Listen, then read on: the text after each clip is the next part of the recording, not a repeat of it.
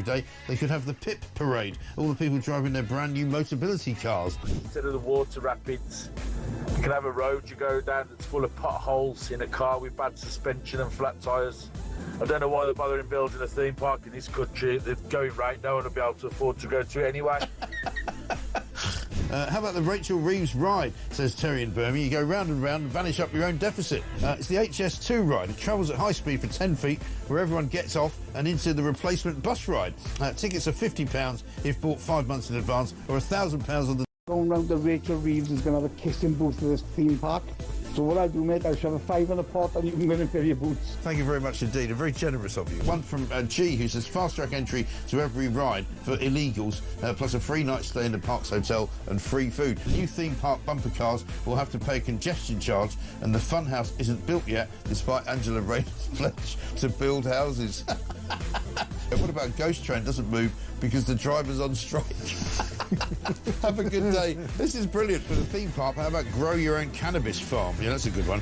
An Ethiopian safari park narrated by Angela Rayner, says Gary in Durham. How about that? This sums up the Labour Party to me. The one idea they have to improve growth for the economy is to basically have a bloody big fun fair. It's the type of idea primary school children would pitch, given 10 minutes to come up with something. Well, it turns out, Matt, in Royston, that it's not even their idea.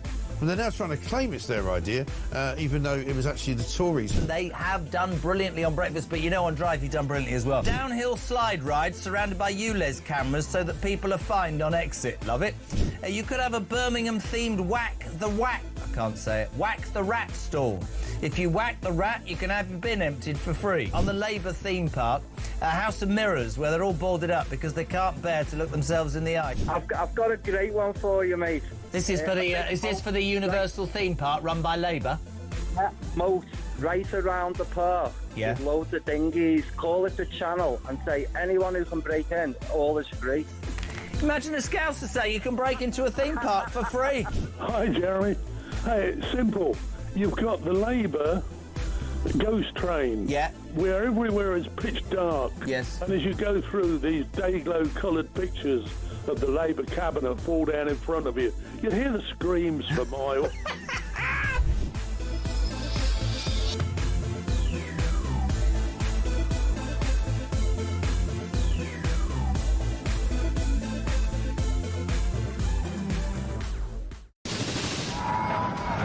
We've been talking this morning about a new theme park which is going to be built, the Universal...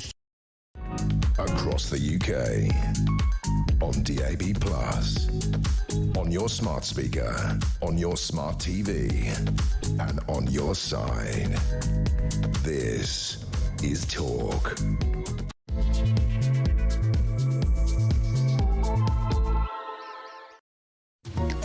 Hello and a very good evening to you. It's just gone 3 minutes past 10. It is Monday, the 21st of April 2025, an historic day in many ways, and what a privilege it is to be joining you here on the home of common sense. This is Talk. It's Phil Dave in for Petri Huskin with you until 1 o'clock tomorrow morning. Coming up between now and then, in the next hour, I'm very pleased to say that we'll be joined by the marvellous Nadira Tudor, journalist and broadcaster, who will be here to review tomorrow's front pages. I think we can slightly anticipate what they will consist of, but all the same. We will also, throughout the next hour, be speaking about, obviously, the very sad passing of Pope Francis. Of course, his death was announced by the Vatican earlier this morning at around 7:30, and so we will be covering that and making sure that we have had the chance to reflect on, I believe, a truly extraordinary individual.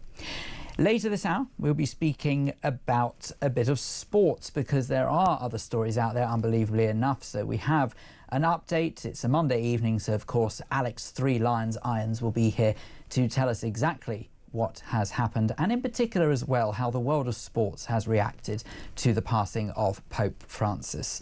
And a little later on, Lottie Hume will be here to talk entertainment, so there's plenty to come. In the meantime, let me tell you a little bit about what we are going to be speaking about at midnight, just to give you a bit of advance notice, and hopefully you will be able to join in, because it is the only full hour here on Talk dedicated to you and your calls alone. So after midnight tonight, I will be speaking to you about a subject we're actually going to be speaking a little bit about in just a moment's time here, and that is about the subject of faith. Now, obviously, this is off the back of Easter weekend rather than the death of Pope Francis, but it seems to be a very sad coincidence that, unfortunately, the pontiff's passing does happen to fit in with said conversation. So what we're going to be looking at in particular is the role that faith has to play in 2025, and actually what it means to you, whether or not you believe that faith has any part to play in the current year, because let's be honest, there are plenty of people who seem to have moved away from it. We seem to live in an ever-increasing secular society, it would appear to some. But then there are others. There are reports that suggest that more and more people are actually turning to faith. Now, whether that be off the back of the pandemic, perhaps, or whether that even be off the back of whether or not there has just been some life events that mean something to an individual that decided that they would like to turn to faith in order to comfort them through whatever they need to go through. One way or another, something I'm very keen to talk to you about, and I would love to hear your thoughts about it. 0344 499 1000 is the phone number. Please do get involved in the conversation. It really wouldn't be the same without you. So that's the telephone number to call. It's also the number to send your WhatsApp messages to, whether they be voice or text. 0344 499 1000, and you can text 87222, start your message with the word talk.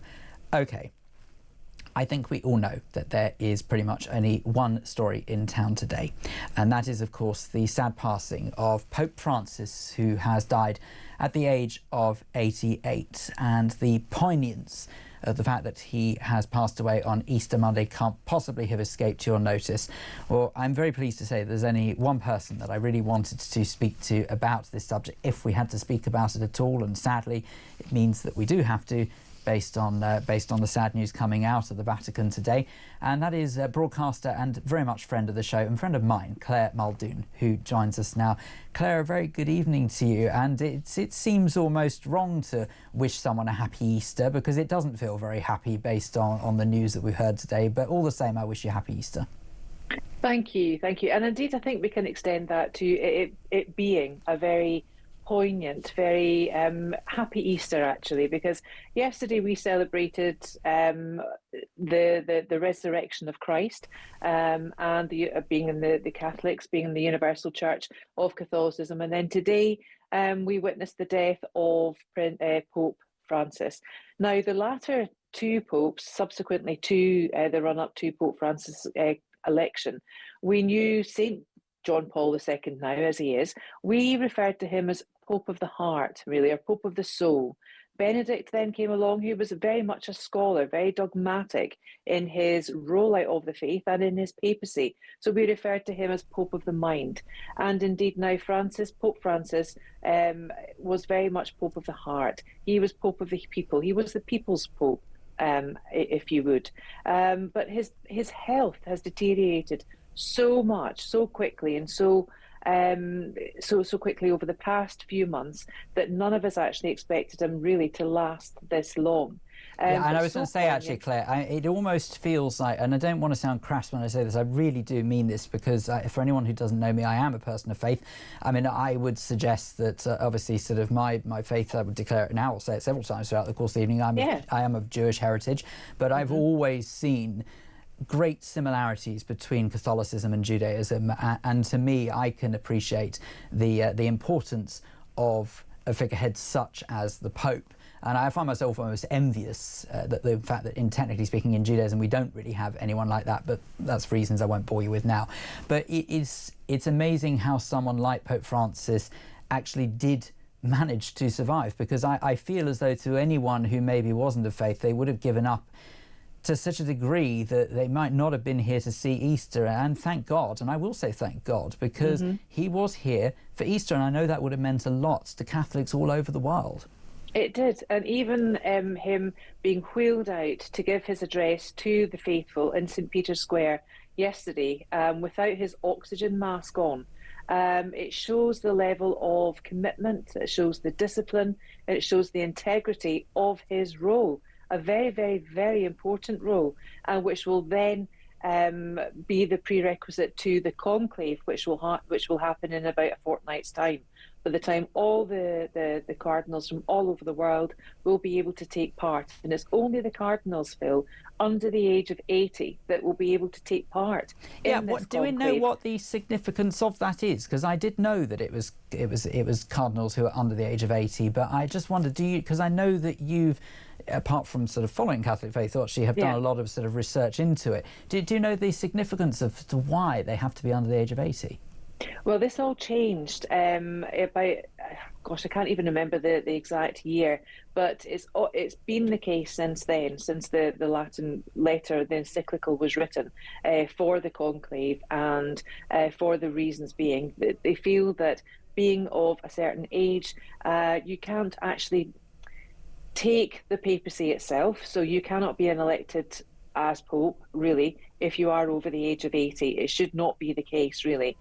So I think there's 252 cardinals actually present and able, of which 138 are under the age of 80. So it's those men that will be in the conclave, that will be removed from their mobile phones they will take an oath of secrecy almost. And in fact, the Cardinal of Westminster, actually, Cardinal Cormac Murphy O'Connor was, he helped Robert Harris write the book called Conclave. He was actually one of the spiritual directors, if you like, that gave Robert Harris the internal machinations of the voting of the new Pope. So that will be the case when, after Pope Francis' body lies in state for 3 days, he'll then have his funeral. And it's important to make this point as well. The Pope's funeral will carry the same Requiem Mass as every Catholic gets when they die and when they go off for their burial. It's the exact same Mass. There is no difference in it, the difference perhaps being the pomp and ceremony of the papal Mass at St. Peter's, because not many people are buried from St. Peter's. And interestingly as well, Pope Francis didn't want to be buried in the crypt of St. Peter's Basilica. He will be actually laid to rest in St. Mary Maggiore, which is one of the papal cathedrals in Rome. Yeah, now that in itself is very significant, because I think it actually goes to show that in life, as in death, as the man, that he was so determined not to be, if you like, revered, which is almost counterintuitive when it comes to the Pope, because I guess that is the idea, is it's a leader of the Catholic faith, and therefore one does have to elevate that kind of individual to some sort of degree.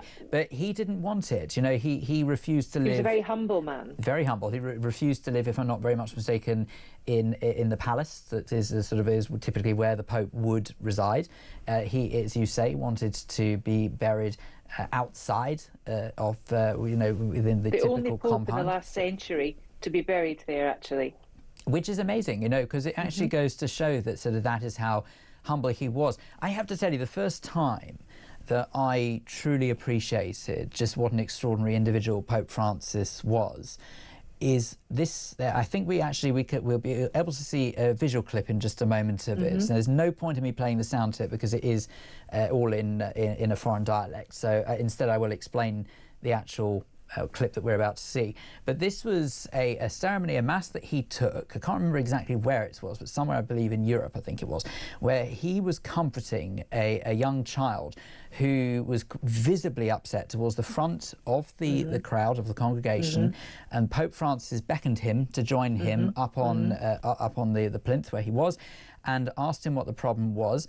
And we can actually see, if you're watching this on YouTube or CTV, you can see this now. He explains that his father, this poor boy's about somewhere around 9, 10, 12 years old, whatever it was, explaining to the pontiff that his father has recently passed away.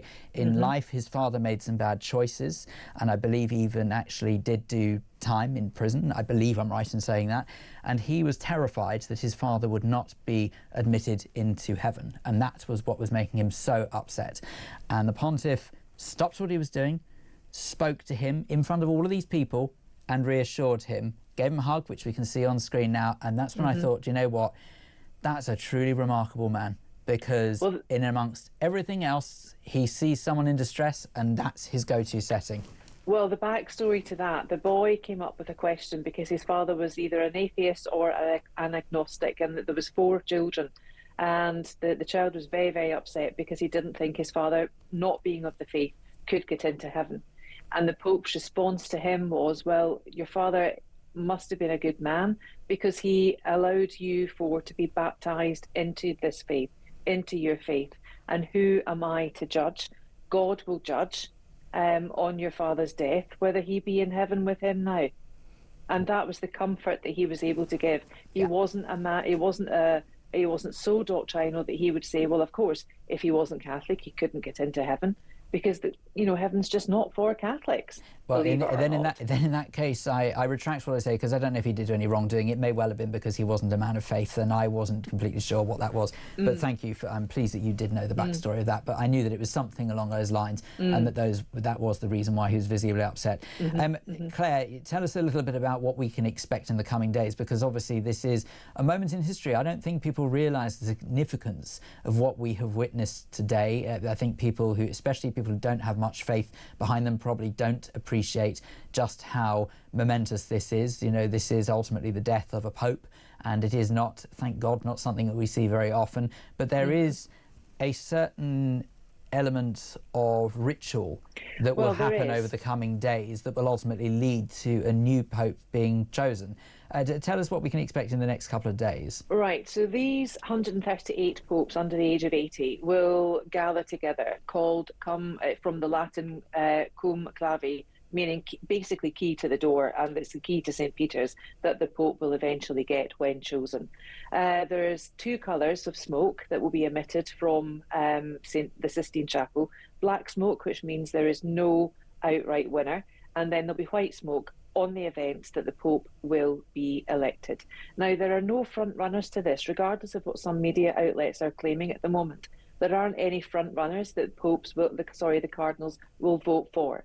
It is basically like the film. I don't know if you have seen it. I'm sure many of your viewers and listeners have. And whilst the film, I believe, wasn't that great, to be honest with you, because it shows like a viper's nest of cardinals wanting the top job almost, and those not wanting it. So these cardinals will come together. They will take an oath of privacy. They will not be able to have anything to do with the outside world.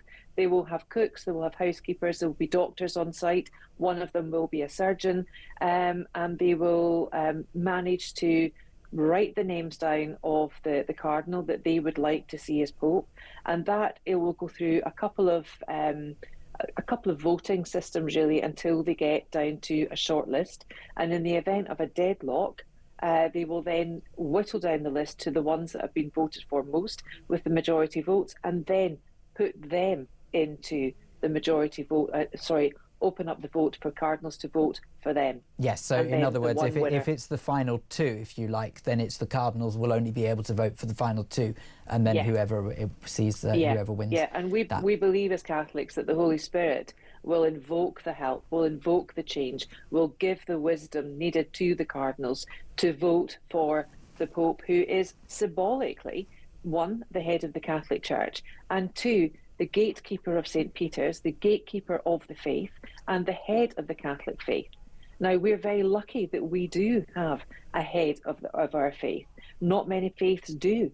Muslims don't, Jews don't, as far as I'm aware. No, you're quite right. I mean, we have at a local level, so in other words, we have Chief Rabbi of the United Kingdom, but even then, you would argue that he doesn't necessarily speak for all Jews because he doesn't necessarily represent progressive Judaism. Yeah. So it's very tricky. And that is the beauty of Catholicism, in that it is the universal church. Regardless of where you go in the world, regardless of what country you visit, regardless of which language the Mass has been fed, all the readings from the Scripture will be exactly the same on that day around the whole world. Claire, just in a sentence, because it pains me that we're running out of time, because I could speak to you about this for ages, but just how would you personally remember Pope Francis? What did he mean to you? He meant he was, as I said, Pope of the heart. He gave people humility. He transcended the doctrine of the Church, and he managed to relay that on a very human level. And I think that's what we have to get. People say he was very liberal. I tend to agree. I think the abolition or the sending away of the Latin rite of the Mass was a bad idea. I think tradition is actually great, and I hope that we can get another traditional Pope in at St. Peter's very soon. Some might say that he has a very tough act to follow, whoever the next Pope is. But Claire, one way or another, I am perfectly sure that we will turn to you for guidance over the coming days and weeks as this does progress. But in the meantime, thank you very much indeed for speaking to us, and happy Easter again. Thank you. Right. We will carry on this conversation. We will talk about religion with Sholape Elashe after this. We're going to talk about what purpose religion has in this day and age. It's Phil Dave in for Petri Oskin. This is The Late Show on Talk. Stay with us.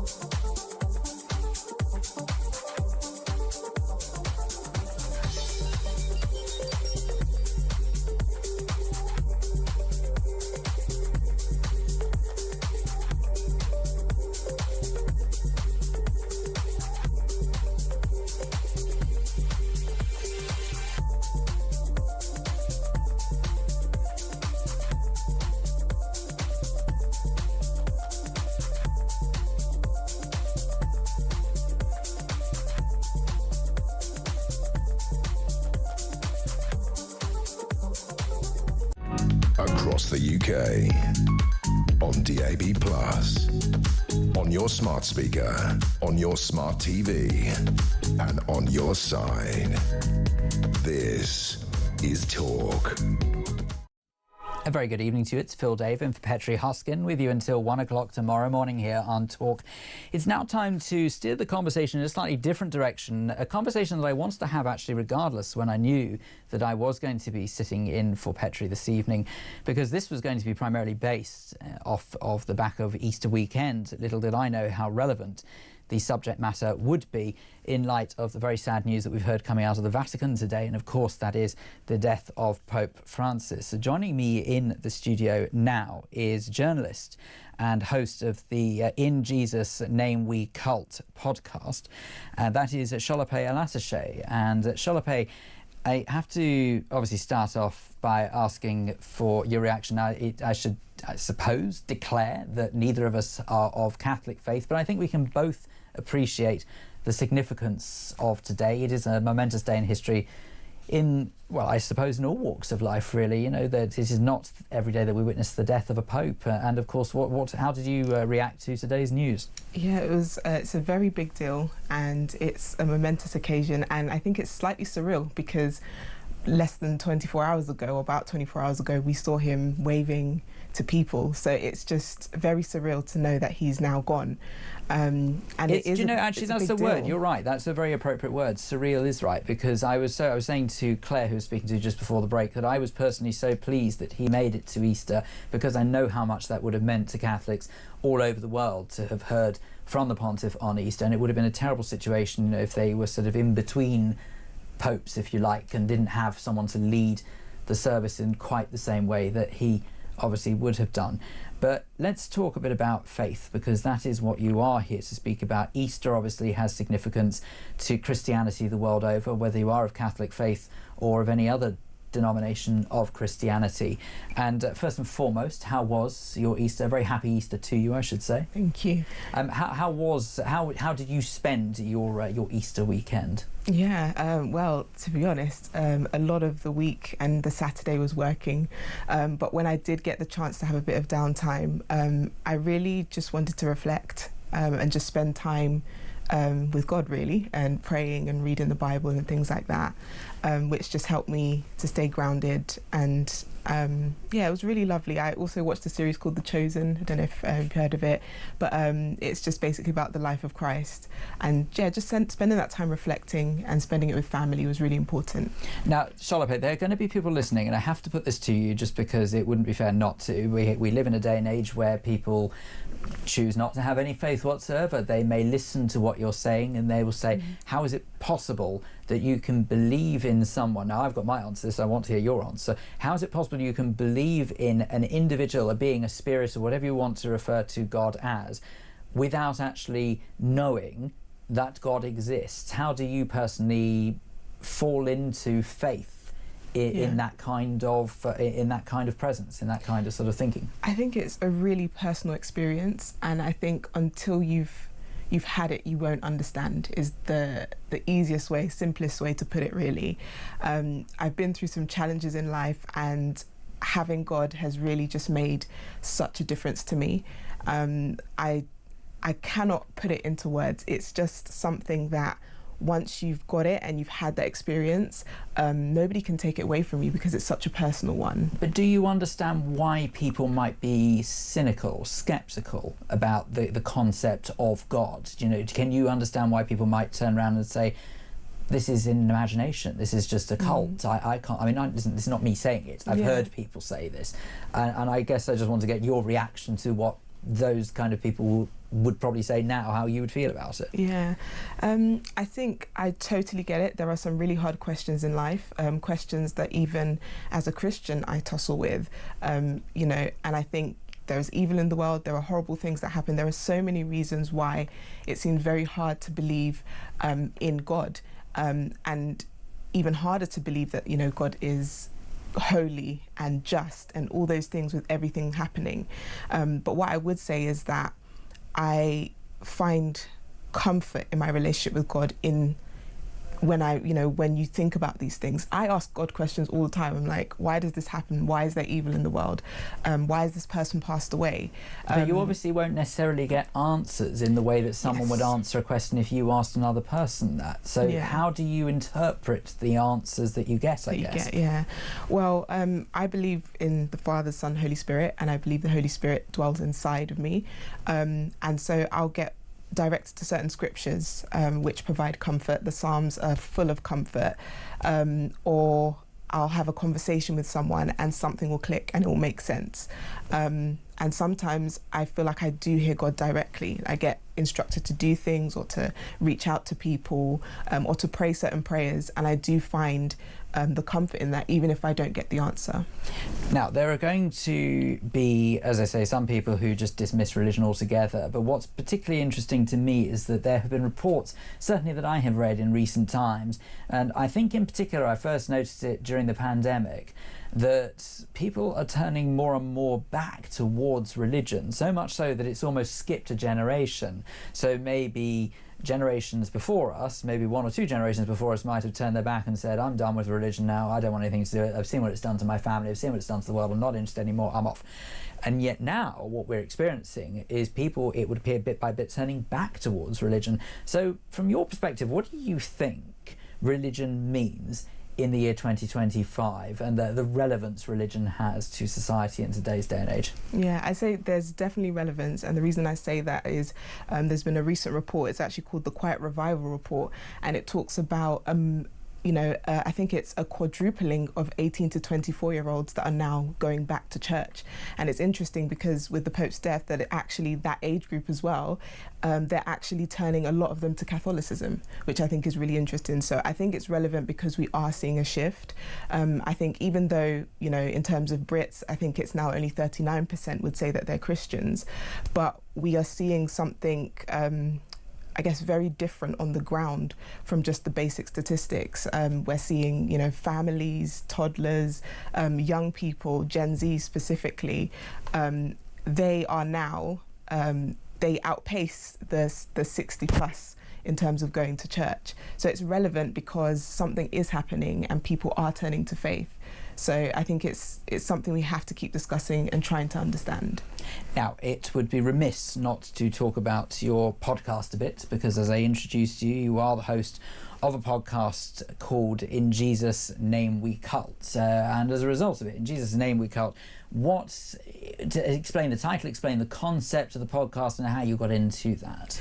Yeah, so the concepts of it is essentially it's Christian organisations and churches that present themselves as safe places, present themselves as biblically sound, but in actual fact, they turn out to have characteristics that are cult-like or are actually just full-blown cults.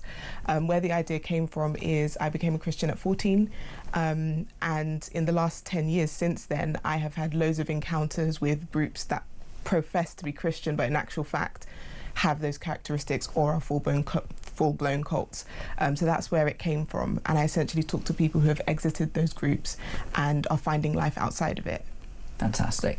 Well, look, best of luck with the podcast. Once again, I wish you a very happy Easter. I know it's obviously in the final moments of Easter 2025, but at the same time, I still wish it all the same.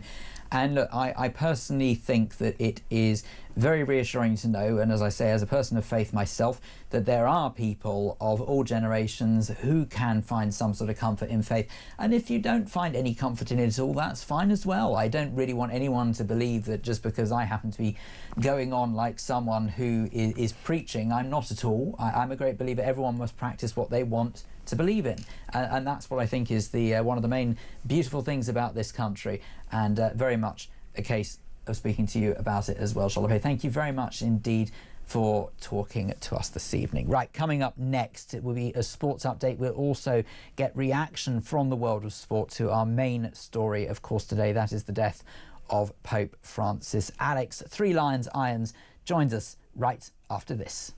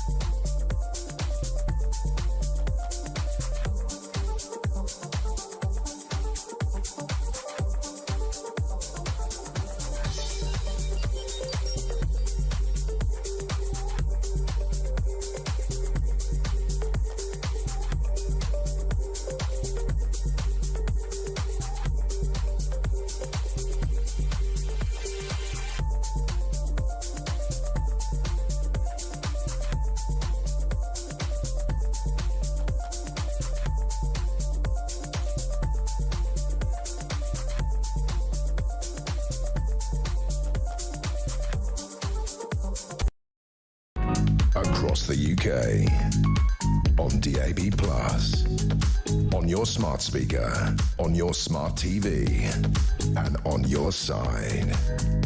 This is Talk. A very good evening to you. It is 34 minutes past the hour of 10 o'clock, or indeed 26 minutes, I suppose, to the hour of 11, whichever way you want to look at it. Coming up after midnight tonight, just a reminder, by the way, that off the back of the conversation we were just having with podcaster Sholape Alatashe, that we are going to be asking about the relevance that faith has in 2025. Now, even if you personally don't have a faith yourself, I want to know why that is, because you obviously think it has no relevance. So that is why I would like to know what your beliefs are. Now, this is a very personal thing I'm asking you. I do appreciate that it is delving into possibly a part of one's life that they would like to keep private. But I believe in open and honest discussion here, especially here on Talk, the home of free speech and the home of common sense. So if you are able to be candid about it and just explain what faith means in 2025 and what it means to you in particular, I'd be very grateful. Get your call in nice and early now. It gets very busy after midnight. 0344 499 1000 is the phone number. You can text 87222, start your message with the word talk. And of course, you can also send a WhatsApp as well. It's WhatsApp voice note or indeed WhatsApp text message 0344 499 1000. And of course, you can tweet as well. It's at talkTV and at Mr. Phil Dave. Right. Time now to talk sports, not to quote a station name that's not too far away from where I'm sitting at the moment, but it is all the same. And I'm delighted to say I'm joined by a chap who clearly goes to the same hairdresser as I do. That is Alex Three Lions Irons joins us now. Alex, a very good evening to you. How are you? Good evening. Are you trying to say that I go to a fantastic hairdresser? Because you would be correct. Absolutely. Well, I mean, the similarities amongst our particular barnets are uncanny. Yes, exactly. As anyone who's watching on screen, you may recognise that it's actually total polar opposite. But one way or another, it's a great treat to have you. Thank you very much indeed for joining us on Bank Holiday Monday. It is obviously much appreciated. Now, look, Alex, it would be wrong not to acknowledge the main story that is obviously dominating the news headlines today. That is, of course, the sad passing of Pope Francis, and in particular, how has that impacted the world of sports? Because I believe that some matches, especially in Italy, have been postponed, and possibly people have been paying tribute as well. What have you observed for us? Across the sporting world, only Italy really have paid tribute in regards to the death of the Pope, in regards to games being postponed. There were 4 matches that were scheduled in the top flight of Italian football. That's the Serie A. They were postponed today, but they've been moved to Wednesday, the 23rd of April, and will kick off at 5:30. Those games were Torino versus Udinese, Cagliari v Fiorentina, Genoa v Lazio, and Parma v Juventus. But apart from that, there haven't been, as far as I'm aware, too many clubs remembering the Pope in regards to matches being called off. Every game in Ireland was played earlier this evening. And of course, the Pope was a big fan of Argentine side San Lorenzo. So I know they put something out a little bit earlier on in regards to tributes. There were a couple of minute silences being held across the weekend, with it being Easter Sunday and the resurrection of Christ. There was a minute silence for remembrance of him at the game I was attending yesterday, and I saw a couple of big crosses in the middle of the centre circle, which did surprise me. But apart from that, there's not been a lot in regards to remembrance for the Pope in the sporting world, and that last bit I made up, so there weren't any crosses on the pitch. I thought I'd throw that in there. Well, I'd suggest that sort of in and amongst everything you did list there, it does sound like there was a fair amount of acknowledgement, and rightly so, some might say. OK, right, let's talk about some of the other sporting stories that are making the headlines this evening, because Leicester City they've been relegated from the Premier League. So how will Leicester City fans, do you think, be feeling this evening? Pretty disappointed, I shouldn't wonder. This is their second relegation in 3 seasons, and it's been one which has been on the cards for quite some time. This is a Leicester City side that haven't scored a home goal in the last 9 home matches. Leicester City, that's a Premier League record, by the way. That hadn't happened before. Leicester City did that this season. One that I suspect, Alex, that they weren't keen to actually obtain, but they've probably got it all the same. So it's one that I didn't expect anyone to obtain at all, because I didn't realise it was a record to begin with. But We've been made well aware of that fact, and Leicester, I would be sure, will hold that for quite some time. Their captain, Jamie Vardy, has described his club's season as miserable and a total embarrassment after their relegation from the Premier League. They, of course, played Liverpool on Sunday, who are doing the complete opposite of Leicester. They're on I was going to say, I mean, talk about polar opposites. That's extraordinary. What a draw! They're on track to win the. They're on track to win the title and could have won it yesterday if it wasn't for Arsenal beating Ipswich Town 4-0. And Ipswich, of course, who came up from the Championship last season, look like they'll be following Leicester and Southampton in the opposite direction and playing in the Championship next season. They're now 12 points behind Wolves with only a handful of games left.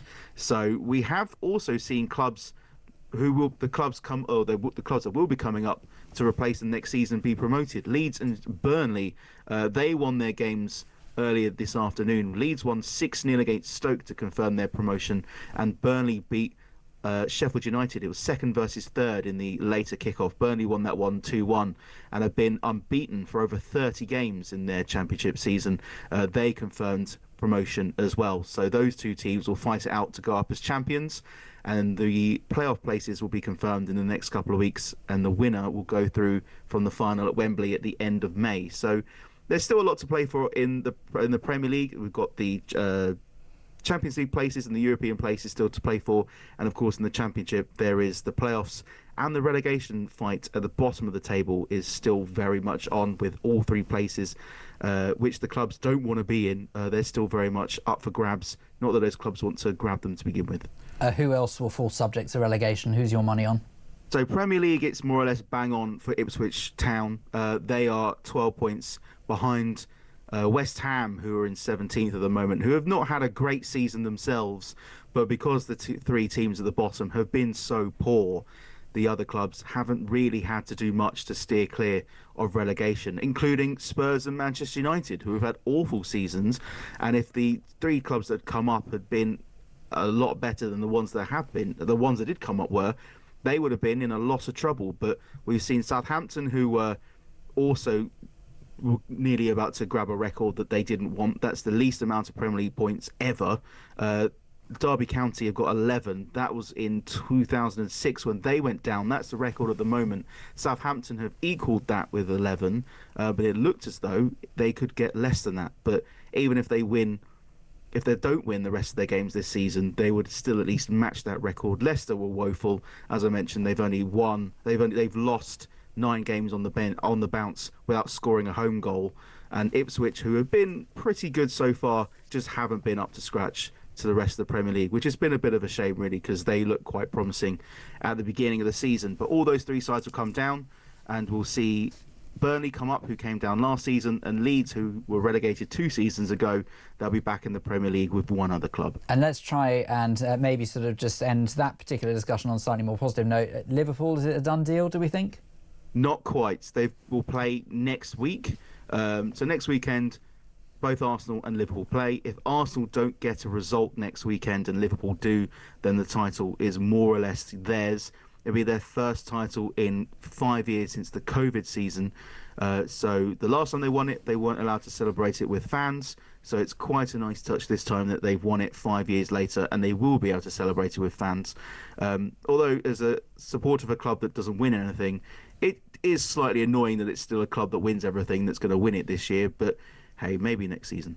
And now, Alex, in a sentence, football match in France suspended after official hit by object. What was the object?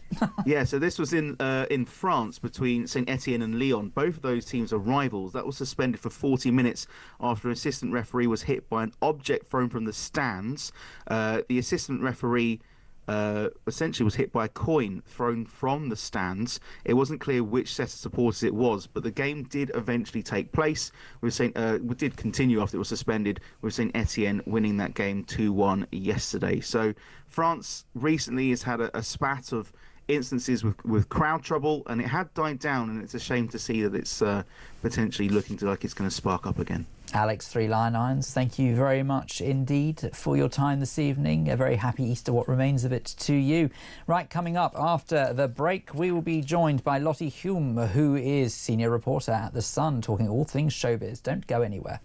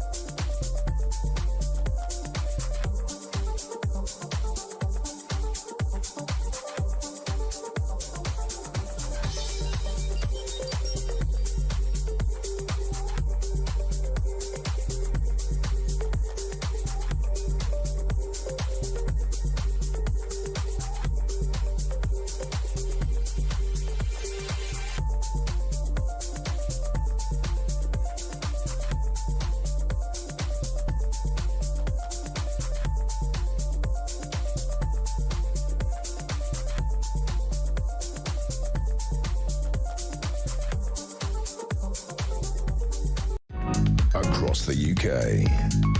On DAB+, on your smart speaker, on your smart TV, and on your side.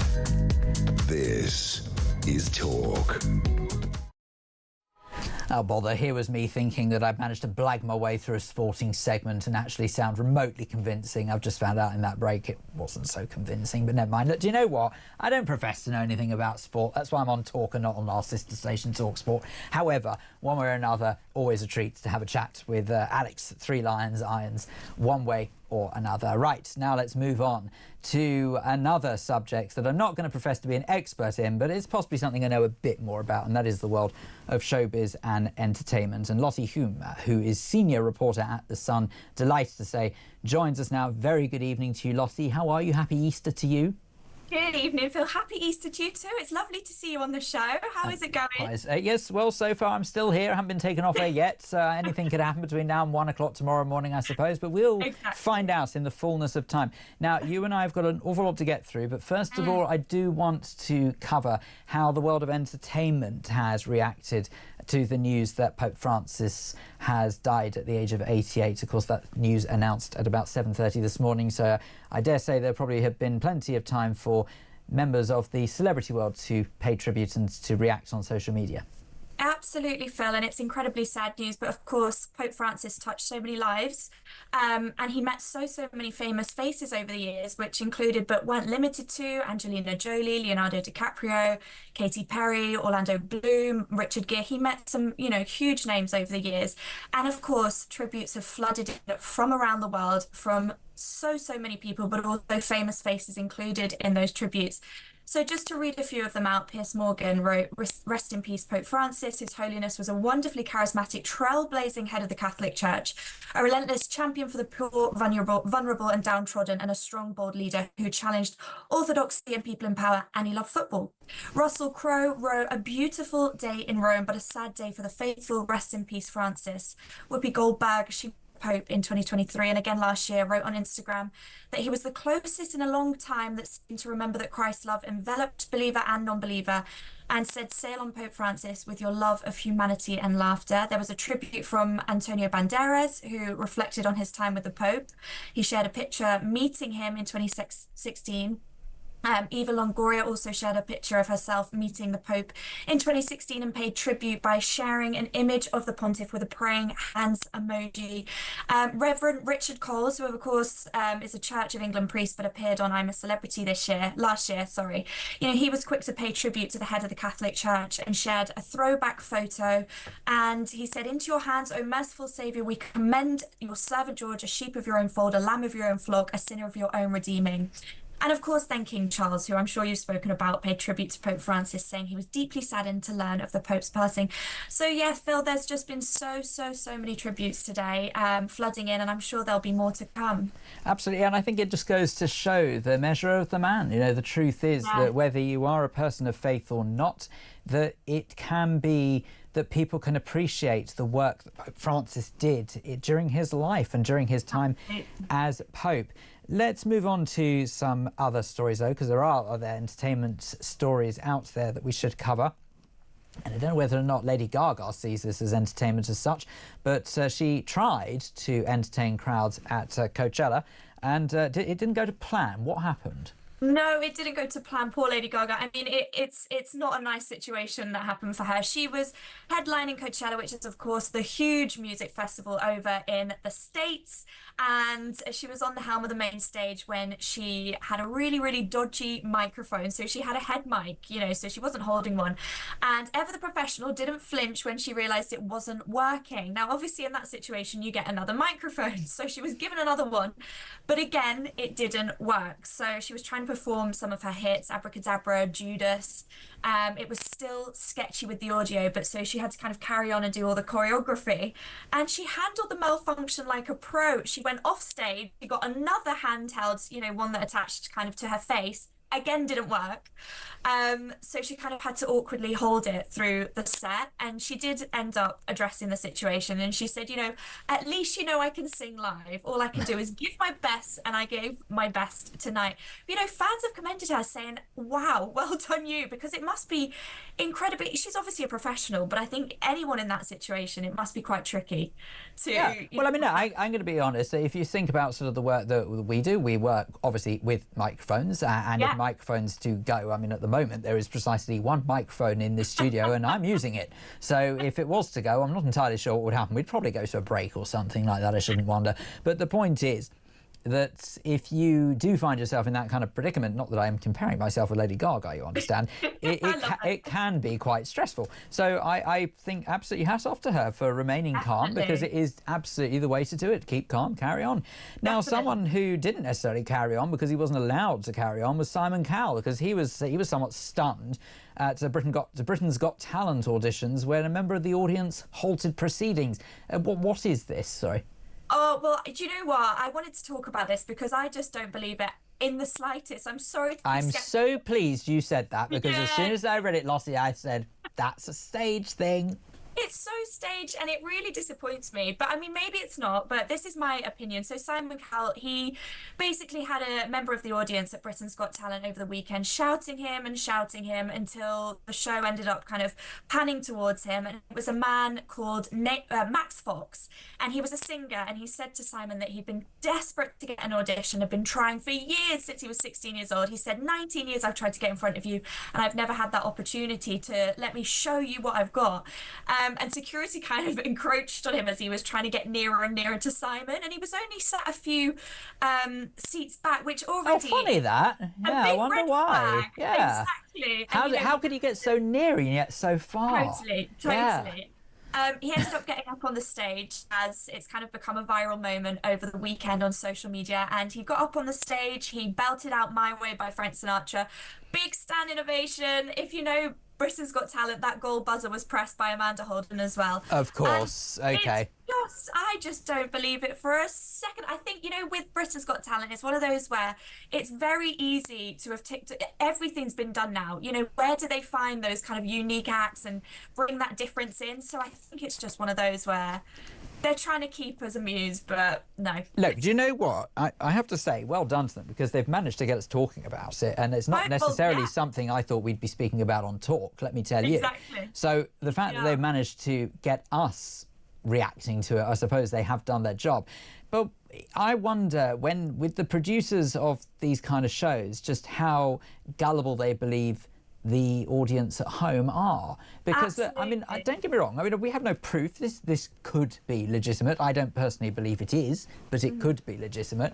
But for goodness sake, as if, and how on earth did Simon even hear someone yelling out from the audience in a massive auditorium in front of hundreds if not thousands of people? It just happened to hear, and he stopped for him. Do you know what he would have done if it was genuine? He would have got security to turf him out and not even listen to him. In a heartbeat, absolutely. I couldn't agree more. It's like when, they have a singer on and they'll be midway through their song and Simon will stop them and go, do you have anything else?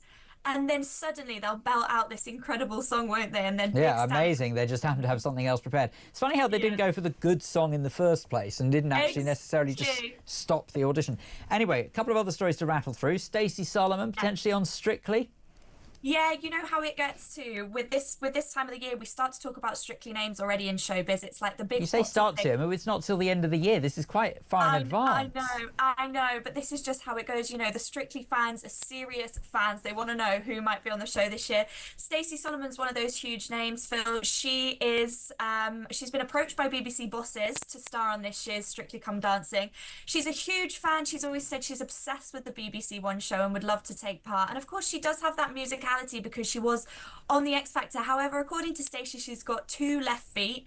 But I do think she is one of the names that time and time again people have been absolutely desperate to get on Strictly, and it looks like, fingers crossed, that could potentially be a thing this year. So let's keep an eye out. And I feel like this should go down very well. I'm not going to pretend to have watched Strictly since the days of Bruce Forsyth presenting it, but at the same time, I can appreciate the show's appeal. I do personally feel like it's had its day now, but that's just me. But there are plenty of other people who disagree with me, and good luck to them. You know, may it carry on as long as it continues to get an audience. Katie Price is in the news because she's revealed her quote-unquote heartbreak after learning son Harvey's weight has crept up to nearly 30 stone. I'm going to let you say what the story is, and I'm going to try and bite my tongue because I have an awful lot of opinions about that particular individual. That's interesting because you know what, there has been a lot of conversation off the back of this story. So, you know, she's revealed her heartbreak, as you said. Her son Harvey, she spoke about in a video yesterday, his weight has now crept up to 30 stone. So she gave a bit of an update on Harvey. Obviously, the 22-year-old has, you know, various health problems, one of which is Prader-Willi syndrome, which sparks a constant desire to eat food, a permanent feeling of hunger, which then leads to obesity. She said, I'm heartbroken and gutted that his weight's gone up. And she said it's 188 kilograms, which is just a few kilograms off being 30 stone. She said how life-threatening it is and that she wants the doctors to start him on Mounjaro to get his journey to a healthy life, but he can't do things like tie his shoelaces anymore. He can't do day-to-day, you know, tasks that we all do in day-to-day life. He's really, really struggling, and she said that the obesity and the condition has been really hard to watch him go through, and he's at high risk now of a heart attack. But she has received a huge amount of backlash online after revealing this. A lot of people saying, well, you know, it's the way that you've brought him up, that you shouldn't have been feeding him X, Y, and Z. But of course, if you do look at Prader-Willi syndrome, this is a side effect of it. The obesity is a side effect of it. So, you know, I think the thing is, no matter what thoughts people have on Katie, this particular situation is, it is sad. Yeah, look, I mean, so here's the thing, Lottie. I mean, I think that anyone with half a brain would realise that she's clearly not making it up how unwell her son is, okay? I think anyone can see that.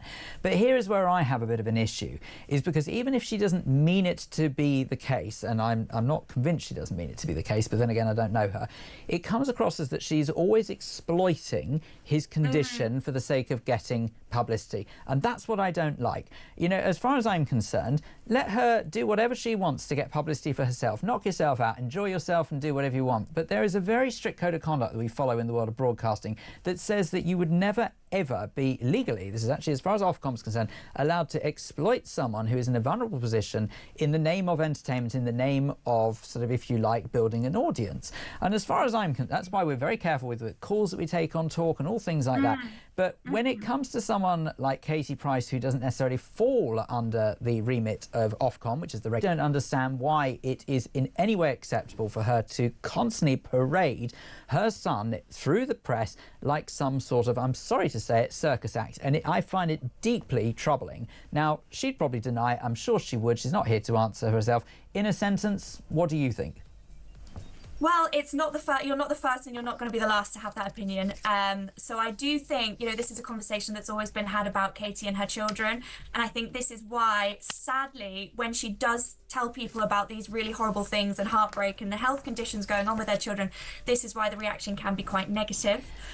Lottie, I'm really sorry. We're flat out of time, but thank you so much. I really appreciate it. And I'm sorry we didn't get time for the other stories you've chosen as well, but that's Lottie Hume there, who is a journalist at The Sun. Thank you very much indeed for your time. Right, coming up after the top of the hour, we will be going through the front pages. Broadcaster and journalist Nadira Tudor will be joining me live, so don't go anywhere. See you in a moment.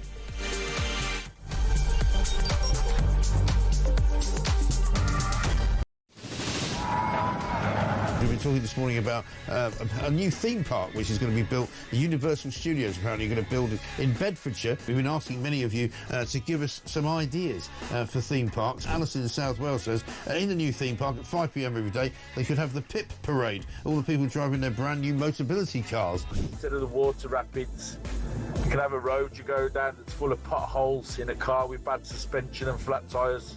I don't know why they're bothering building a theme park in this country. They're going right, no one will be able to afford to go to it anyway. How about the Rachel Reeves ride, says Terry in Birmingham. You go round and round and vanish up your own deficit. It's the HS2 ride. It travels at high speed for 10 feet, where everyone gets off and into the replacement bus ride. Tickets are £50 if bought 5 months in advance, or £1,000 on the day. There's a strong rumour going around that Rachel Reeves is going to have a kissing booth at this theme park.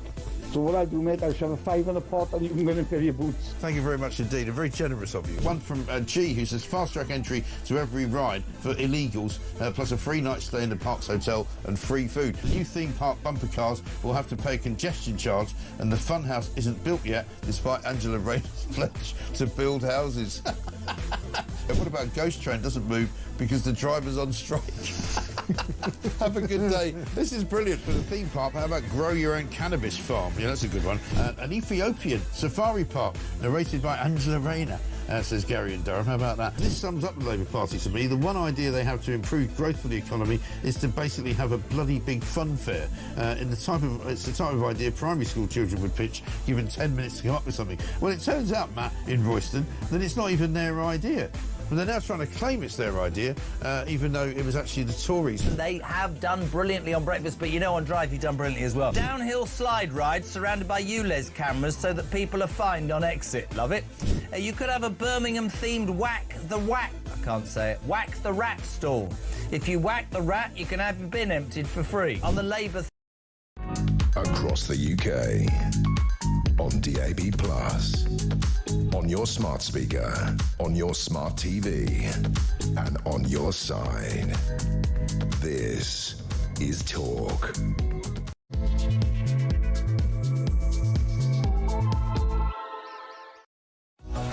Hello and a very good evening to you. It is the paper review hour here on Talk. Good evening, good morning, whatever time of day it is, you know how it is. During this next hour here on Talk, I'm delighted to say that I will be joined by Nadira Tudor, who's a journalist and broadcaster and absolutely no stranger to the airwaves here on Talk, going through the front pages. So Nadira, first and foremost, hello, welcome back. It's very nice to see you. It's very nice to be here, Phil. Now, we need to address something straight away. Well, we do. Because when I spoke to you the other day, you didn't sound like this. I sounded a few octaves higher, didn't I? Yes, you're sounding a teeny bit croaky. I sound a little bit croaky, and my voice was fine this morning, Phil. Right. It's absolutely fine. But it's not so fine now. No. So we'll see how you last over the next 60 minutes. I've got my tea, I've got a lozenge in my mouth. Around about 5 o'clock this afternoon, my voice went. Right, well, there you go. So this afternoon, yesterday afternoon, whatever time you're listening to this, so there you go. Yep. Now, the idea, obviously, of this hour is we are going to go through Tuesday's front pages. Yeah. And we will do that in just a moment's time. But obviously, I mean, I think we can guess what's going to be on the bulk of the front pages, let's be honest. However, one of the discussions that's surrounding this at the moment is, I suppose, the relevance of faith in this day and age. It's a conversation I'm keen to have because I hear many mixed opinions on this, really. I hear many people say faith has got absolutely no place in 2025. Why on earth are we bothering? And then I hear that there's a resurgence in some faiths and that people are actually the numbers are, if you like, increasing. You know, whether or not it's about numbers, I don't know. To some religions maybe, others not. Where do you sit on the subject of faith and how relevant do you think it is? I've got a really interesting relationship with faith, actually, and I find it fascinating. And having grown up in one faith, I grew up in a Muslim household. I then had the privilege, I would say, of going to a Christian boarding school. So I was very, very exposed to a Protestant religion, sang in a church for 7 years. I was a little girl. I wanted to do what the other little girls do. So I was really exposed to two significant religions. And then, of course, I'm very well travelled now. So I've gone across the world and seen Christianity, Islam, other faiths as well, Hinduism, in different contexts. And I think that's what's fascinating about religion and how people adopt that and integrate it into their culture. And they're very different things. So when we talk about Christianity, there are many types of Christianity. It depends where you are and as to how it's going to be practiced. And where I sit on this, I think I've gone through loads of different phases about faith, as I'm sure most of us do throughout our lifetime. And I'm at the stage now where I've hated it, I've been fascinated by it, I've been intrigued by it, I've not understood it, then I understand it again, then I don't understand it. Right now, I believe that everybody has a choice.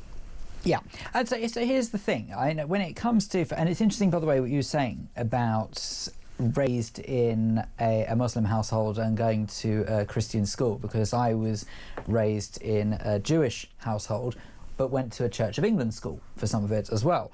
And never forgotten my humiliation. It was humiliation because it was born entirely out of my ignorance towards Christianity at the time. I'm delighted to say my understanding of the Christian faith has improved somewhat since then. But I remember a time when an assembly was being held, and it was a communion assembly, and the teacher was saying, right, and who's going to come up to receive communion? I'd never heard of communion. I remember that moment. I'd never heard of communion. What was this fascinating thing they were saying about communion? All I saw was a lot of my friends raise their hands, and I thought, well, hang on, I don't want to be left out here. I'm going to raise my hand as well. And the moment, of course, where the teacher said, no, Philip Dave, of course, because I was Philip in those days, no, Philip Dave, I don't think you will be coming up for communion. And of course, I had to go to the teacher afterwards and say, sir, what is communion? And so, of course, had to have that awkward conversation. Oops. But anyway, of course, the embarrassment, I can still relive it now. It's really strange, the moments that stick with you, you know, because I can still see myself in that assembly hall the very moment it happened. I can still feel the same feelings I felt when I did that, the embarrassment, how I wanted the ground to swallow me up, all because I was just trying to fit in.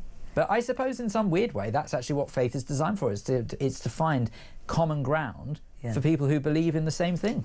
Well, I have never, Phil, spoken to someone who's had that similar experience to me about communion. Well, there you go. And that's rather beautiful to talk to you, having grown up a different religion again, that you had that same experience. And I remember that.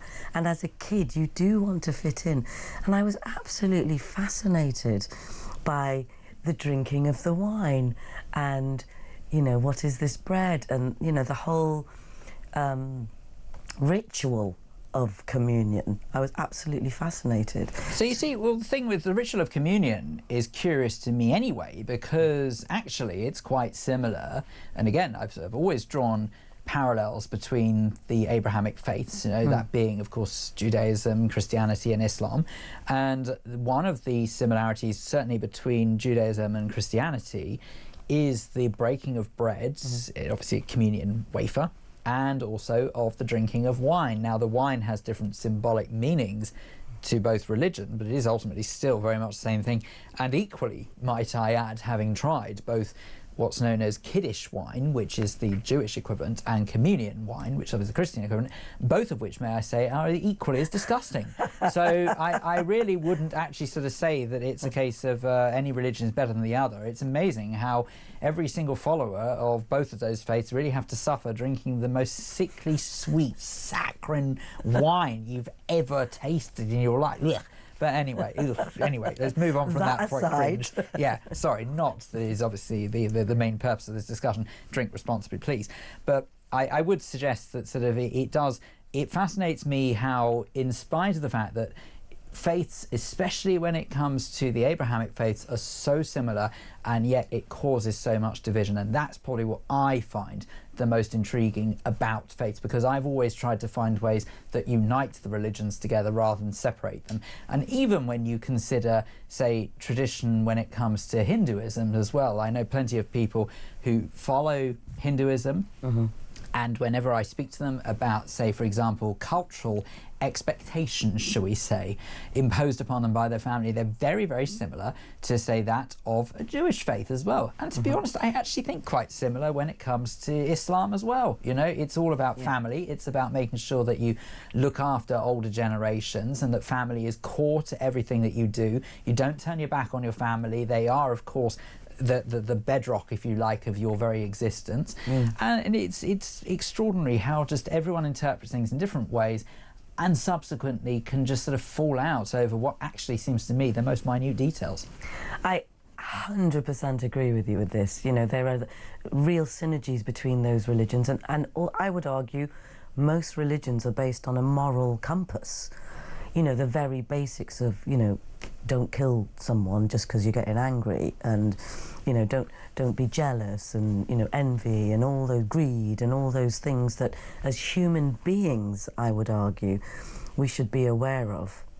And of course, as a human, and I am a humanist, you know, I want everyone to be singing. Say you are a human. I was just thanks for clarifying that, just in case we didn't know. I want to live in a world where we're all hugging and kissing each other and singing. I'll wait until you get better, but yes. Do you know what I mean? You know, in my ideal world, this is where we're all getting on. And yes, it is the minute details, and I think this is really important, who interprets that detail and who has the power to do something about what they believe are the differences. On this very subject, I find that the answer to that is actually remarkably simple, and that is interpretation must fall upon the individual. It is up to an individual to interpret the religion, and indeed whatever the traditions of that religion say, themselves. But they must do that on the basis that they respect and understand that others have exactly the same rights that they do, and that is to live in peace and harmony and to practice whatever religion they want to practice, as long as it doesn't cause any sort of pain or suffering to others. That is the most important thing. And it is absolutely staggering to me, the number of people in this world that we find ourselves living in who don't seem to know that. Hear, hear. It's bizarre. It's absolutely bizarre. I couldn't agree with you more. But if I was to have a religious moment, I pray for the day that disappears very quickly. Right, let us move on to the front pages, shall we? Now, in particular, what we do on this particular programme is that we actually take a look at some of the American front pages as well, because obviously with everything that is going on stateside, it is somehow remiss not to dip into what can be some quite entertaining journalism. But of course, it must be said that, understandably, the front pages will also more than likely reflect some of the stories that we are talking about. Now, this is actually the Washington Post from Monday, 21st of April, and it had obviously been printed before Pope Francis's death was announced, because they don't actually reference his death. What they do reference, though, is J.D. Vance, who, of course, was the last, if you like, senior political figure to meet His Holiness before he passed away. But it does say Vance meets Pope in private Vatican visit. And it says Vice President J.D. Vance met with Pope Francis on Easter Sunday. The Vatican confirmed a remarkable encounter between the ailing head of global Catholic Church, I mean, how true that line is now, sadly, and a high-profile convert to the faith who has publicly criticised some of the Church's social teachings. And I think that sort of, I don't know about you, but I'm always somewhat dubious about meetings between figureheads, because now it feels like it's such a media circus. It feels like it's just a photo opportunity. I'm never convinced that there's actually anything that comes out of it.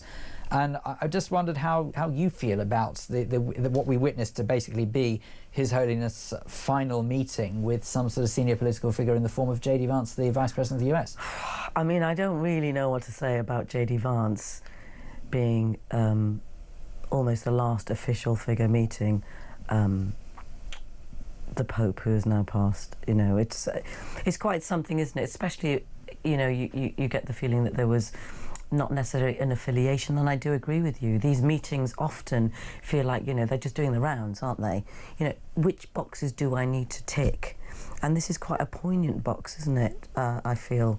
Well, I wonder how J.D. Vance is feeling now. I was going to ask you the same question. Because actually, yeah, now that he knows, obviously, that he was probably the last person, really, you know, in an official capacity to actually see the Pope alive. You know, I dare say that Pope Francis obviously sort of had the chance to speak to cardinals and other high-profile people within the church, but in terms of sort of high-profile world leaders, it would be a case of, deputy leaders in this case, that you had J.D. Vance was the last, and I dare say he's possibly feeling very lucky. You know, I might even suggest is possibly the word, that he was that he had the chance on Easter Sunday to meet His Holiness, and knowing that, of course, that was the last time. That's going to be a historical moment, isn't it? That's going to be one for the history books where... Well, it reminds me a little bit, if I'm honest, of when Liz Truss met Her late Majesty. So that's kind of sort of it. To me, it feels a bit like that. What parallels can we draw? J.D. Vance and Liz Truss. I will let you draw those parallels. I'm dying to hear your thoughts on this, Phil. I shall refrain, but look, I mean, don't get me wrong. Who do you think they would have wanted to meet as their last meeting? Oh, now that's very... That's a good question. Now there you go. Look, because we've been speaking so many days now about the Last Supper, but what about the last meeting? Who would you want? Who, actually, in all seriousness, right, putting you on the spot here now, You are. right? Okay, if you could meet anyone before time on Earth is through, who do you think it would be? Now, do I go down an intellectual route or a fickle route? This is talk. This is talk. Would Brad Pitt be up there? I wasn't completely going down that route, but okay, fine. All right, never mind. Or would it be Angelina? Or Jennifer? It wasn't necessarily where I was going with this, but yeah, maybe, I suppose. Or would it be the Dalai Lama? I don't know. Okay, so that's interesting you say that, because I was thinking along the lines of the Dalai Lama. I knew you would. Because I actually believe that the Dalai Lama is, I think, one of the last bastions of consistency that we have left in this world. Because after the death of Her late Majesty, it's quite hard to think of someone who has been a presence in so many people's lives for so long without change. And the Dalai Lama is probably pretty much one of the only people that springs to mind for me. Yeah, and if you were to go down the sleaze route that I just did... Yep. You say sleaze route, I mean, it was what was in your heart. What can I say? It wasn't in my heart. It wasn't. The Dalai Lama was in my heart. I think that would be a good call, don't you? I wonder, what would you say to him? We're going way off topic here, by the way. We're going way off topic. I would say, will I find peace? Oh, that's deep. That's very deep. Right, OK, let's move on with some of the other stories on the front page of the Washington Post from Monday the 21st of April. And this here says, theft victims sue Apple in bid to reclaim digital lives. San Francisco, this is where this is a story from. This is late in 2023. 2023, I beg your pardon. Robin Davis flew home from her home in the Pacific Northwest to spend one weekend in New York City. And she planned to make the most of it. OK, I'm going to stop there just for a second. You're already bored, aren't you? No, I'm sorry. I'm going to stop there because what is it about... And sorry to anyone who's listening in America, but American journalists, why do you do this? It's starting to creep into British journalism, and it really annoys me. Get to the nub of the story, OK? I'm not reading a novel here. I'm not interested in... If I wanted to read a novel, I'd read a novel. I want to know what this story's about. Should we guess? Well, I think we're going to have to, because actually it goes on. Would you believe? I feel. Can you use your storytelling voice? So, here we go. She would meet up with a dear friend for dinner, then beeline to a 3-story nightclub on the Lower East Side for drinks and dancing at an 80s-themed party. I'm sorry, I can't do this anymore. Can't do this anymore. That's the front page of the Washington Post. There we go. Right, let's have a look back at some British journalism, shall we? In the front page of the Financial Times for Tuesday the 22nd of April reads, of course, a photo of Pope Francis 1936 to 2025, modernising pontiff in era of populism and polarisation is their headline there. But they also have another story which says Beijing warns of retaliation against nations doing US deals. So this is where things start really heating up in what's being dubbed as the trade wars, with thanks to Donald Trump's tariffs. And this is that Beijing has warned it will retaliate against countries, so this is not the US, other countries that negotiate trade deals with the US at the expense of China's interests, so fueling global tensions as the world's two economic superpowers face off over tariffs. Now, first and foremost, how do you react to what we're hearing with that? Because that of course, I think to most people would be quite unnerving. But what I find particularly interesting is that I can sort of understand why Donald Trump has imposed the tariffs he has imposed. But what I believe is he's gone about it in a very much the wrong way. So I understand completely why he wants to bring people back to the US economy, right? He wants people to think local, to shop local, to buy something that's made in the US. I get that completely, because I think we should be doing something very similar for the sake of the future of the British economy. But one thing I don't think that you can possibly do in exactly the same way I have this argument with the Net Zero Brigade is force it on people. You can't impose taxes to bully people into changing habits of, to some, a lifetime. You know, there are people in the US who've never actually known different but to actually buy imported goods from China. You know, it may well be the case that when Donald Trump was a young man, that America very much made their own goods, and possibly they actually sort of had much more in-house manufacturing than they do now. But you can't snap your finger and expect it to change. And this is what I'm sort of baffled by his attitude, because I would have thought he'd know this. I mean, would you? No, genuinely, I do, because I know that people find this shocking. I don't actually believe Donald Trump is as stupid as people believe he is. I think he does things in a knee-jerk way, and he certainly says things he shouldn't. But I believe that he has an idea of what he wants to achieve, just doesn't necessarily go about it the right way. I think there are a number of issues here with this whole trade war. I remember covering this the first time he was in power there against China. It was very interesting, you know, because we had these tit-for-tat moves. But it's really escalated this time.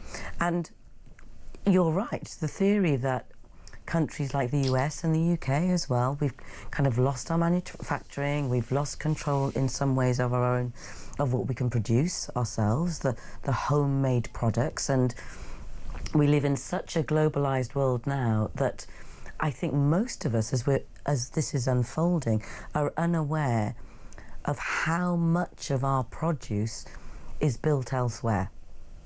Yeah. We don't know. And it's even more complicated than that. And if we come down to the semiconductor argument, which has been uncovered over the years, it's not just one product, is it? It's where bits of these products are made and the assembly parts. So when we hear about made in the US, it's not really made in the US, because there might be 40 parts, 100 parts made across the globe that come together in the US, and that's what we're discovering. So yeah, that's where it's made in the US should probably realistically say manufactured, or sort of possibly assembled in the US. But some of it's not even assembled, and this is the problem is with this whole trade war, particularly Trump in this case, obviously saying, right, this is what we're going to do because we want more stuff to be made in the US. Some of the decisions sound like he doesn't know what's made in the US. That's the problem. Well, amongst many other problems, we will discuss the front pages. We'll continue going through them with broadcaster and journalist Nadira Tudor right after this.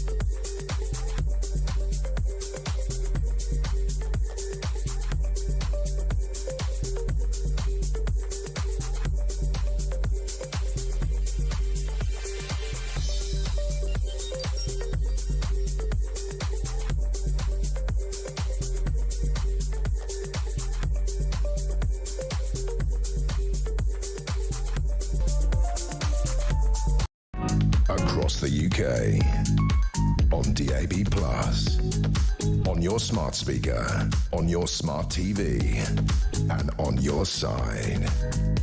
This is Talk. This is the pay-per-view hour on Talk. It's Phil Dave in for Petri Hoskin, and I am joined by broadcaster and journalist Nadira Tudor, who is with me in the studio, and we continue to go through the front pages for Tuesday the 22nd of April. And needless to say that an awful lot of the front pages feature the very sad passing of Pope Francis, and the iPaper is absolutely no exception to that. Their headline reads, "The People's Pope. Tributes flood in from around the world after Pope Francis dies aged 88. Charismatic champion of the poor hailed for reforming Catholic Church, Pontiff used his final public address to warn against anti-migrant sentiment." And look, I mean, yes, I mean, the eye would go down that route, but I think that sort of more what we should take from that is, I believe that the Pontiff's final message was more about saying that we shouldn't turn our backs on those who need help, rather than it being about an anti-migrant sentiment. But look, let's not dwell on that particular element of it. Obviously, it's a sad day for Catholics around the world. You know, they are mourning the loss of the leader of their church, and I suppose you and I haven't necessarily had much of a chance to reflect on maybe what Pope Francis meant to either of us, bearing in mind that we're not of Catholic faith. I'm really glad you asked that, because I don't know if you've ever been to Rome or the I have, yes. I've actually been to Vatican City. I was very lucky to have stood in St. Peter's Square, and it was a curious feeling, because having stood there, it's the same feeling I actually got when the first time I walked in Jerusalem, is you get this sense of how holy the site is. You understand, just by being there, the strong sense of spirituality and why it means so much to so many people. And even if you interpret that spirituality in a different way, even if it doesn't necessarily mean the same to you, there's something about it. I absolutely feel the same. So I'm not a religious person, even though I've been exposed, as I mentioned, to lots of different religions. But I have a huge respect for all religions. And when I have been in any religious place, because I actually get a lot of pleasure going to different religious places, there is certainly that feeling of spirituality that I think can be shared by any human being. And you get that feeling at St. Peter's Square, and you get that feeling when you go to the Vatican, and it is unexplained. There's something about being in those places where you have groups of people who share some kind of spirituality and peace and calm, which is undeniable in my opinion. Yeah, I mean, I think I can explain some of it away, and that is that sort of based on it's the knowing the history. I'm fascinated by history anyway, but the knowing the history in the buildings that you're standing in front of or that are surrounding you, that's pretty mind-blowing, because you just think of the millions, literally millions of people across the ages who have walked those cobbles, you know? So that in itself is probably quite poignant. But then you think that you are surrounded by people who have a very, as you say, similar belief system. And that is also incredibly poignant, because you're looking at people who come together, who've no idea who probably each other are, but on the understanding that they have the same values, or mostly the same values in life. That in itself is quite extraordinary to watch. And then just to top it all off, I know it sounds a bit crass to say this, so forgive me, but it's almost like you're stepping into a movie set, because it's something you've seen on TV, something you've seen in pictures, even seen in history books. So you recognise it, there's a familiarity about the place, even though you've personally never stepped foot in it, possibly.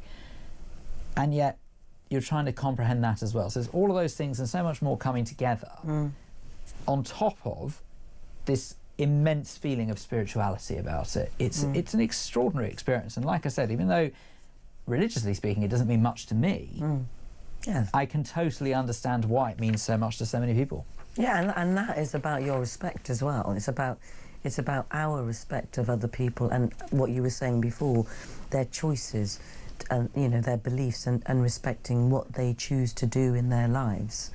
And you know, when you ask what it means that he's died to me, not being a Catholic, I still feel sad for the world. I feel sad. He was a great figure. I think it is. I really do believe it is a sad moment. I really do believe that.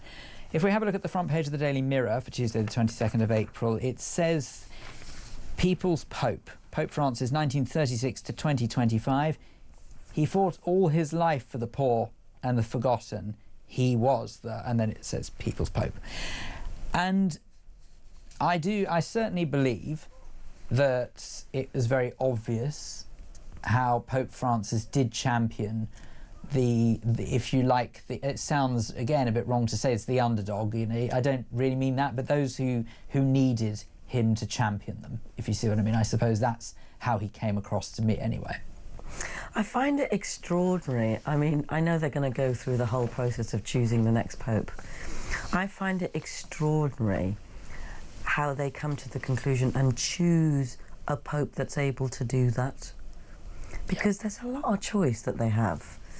But there isn't. I mean, I suppose that sort of in the grand scheme of things, given the millions, if not, I think it trickles into the billions of Catholics around. I think it's over 1 billion Catholics in the world. 1.3 billion, I think it yeah, was. 1 point there. So there's over 1 billion Catholics in the world. But out of that 1.3 billion, you're basically talking about, it narrows down to about 130 odd figures, because I think there's around 200 and something cardinals, but any who are under the age of 80 are in line to become the next pope. So that makes it down to around 130 something, I believe. And if you look at those 130 out of 1.3 billion Catholics, and obviously in the grand scheme that's not very many, no. But at the same time, how on earth one does go about deciding that, yeah. I dare say that is no easy feat by any stretch of the imagination, and the pressure that must be on the cardinals to come up with that must be phenomenal. Can you imagine? Because I don't know if you've seen the film Conclave. I have not. That has been mentioned several times throughout the past 24 hours or so. I'm sure it has. Weirdly, I watched it quite recently, obviously not knowing what was going to happen. And I think lots of people will watch it now, because if you watch it, you get a little bit of an understanding of the politics behind the choosing of the next pope. I think you do, but at the same time, I've also heard commentators say that's not completely accurate, so we should probably take some of it with a little bit of a pinch of salt. Hey, we're going to carry on going through the front pages in just a moment. The Daily Telegraph is up next. That's still to come on the pay-per-view hour here on Talk.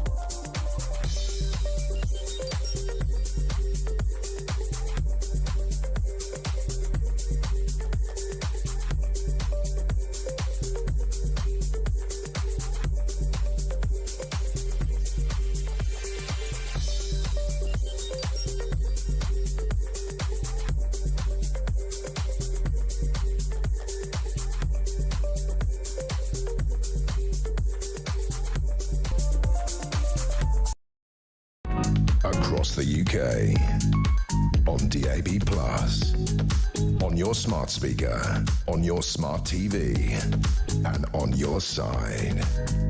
This is Talk. The pay-per-view hour on Talk with me, Phil Dave, in for Petri Hoskin, and I am joined by broadcaster and journalist Nadira Tudor as we continue to go through Tuesday's front pages. Now, I have to congratulate Nadira because she's muddling through in spite of a very croaky voice.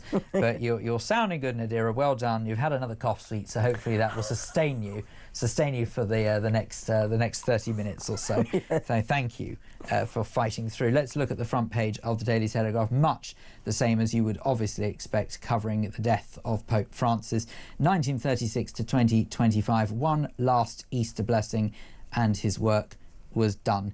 And an amazing photo as well. If you can't see the front page of the Daily Telegraph, there is an image of the Pope, clearly not taken from this Easter, it has to be said, but there is a light shining behind him, which I would imagine was probably just someone taking a photo in and amongst the gatherings of people who probably surrounded him at whatever particular occasion this photo was taken from.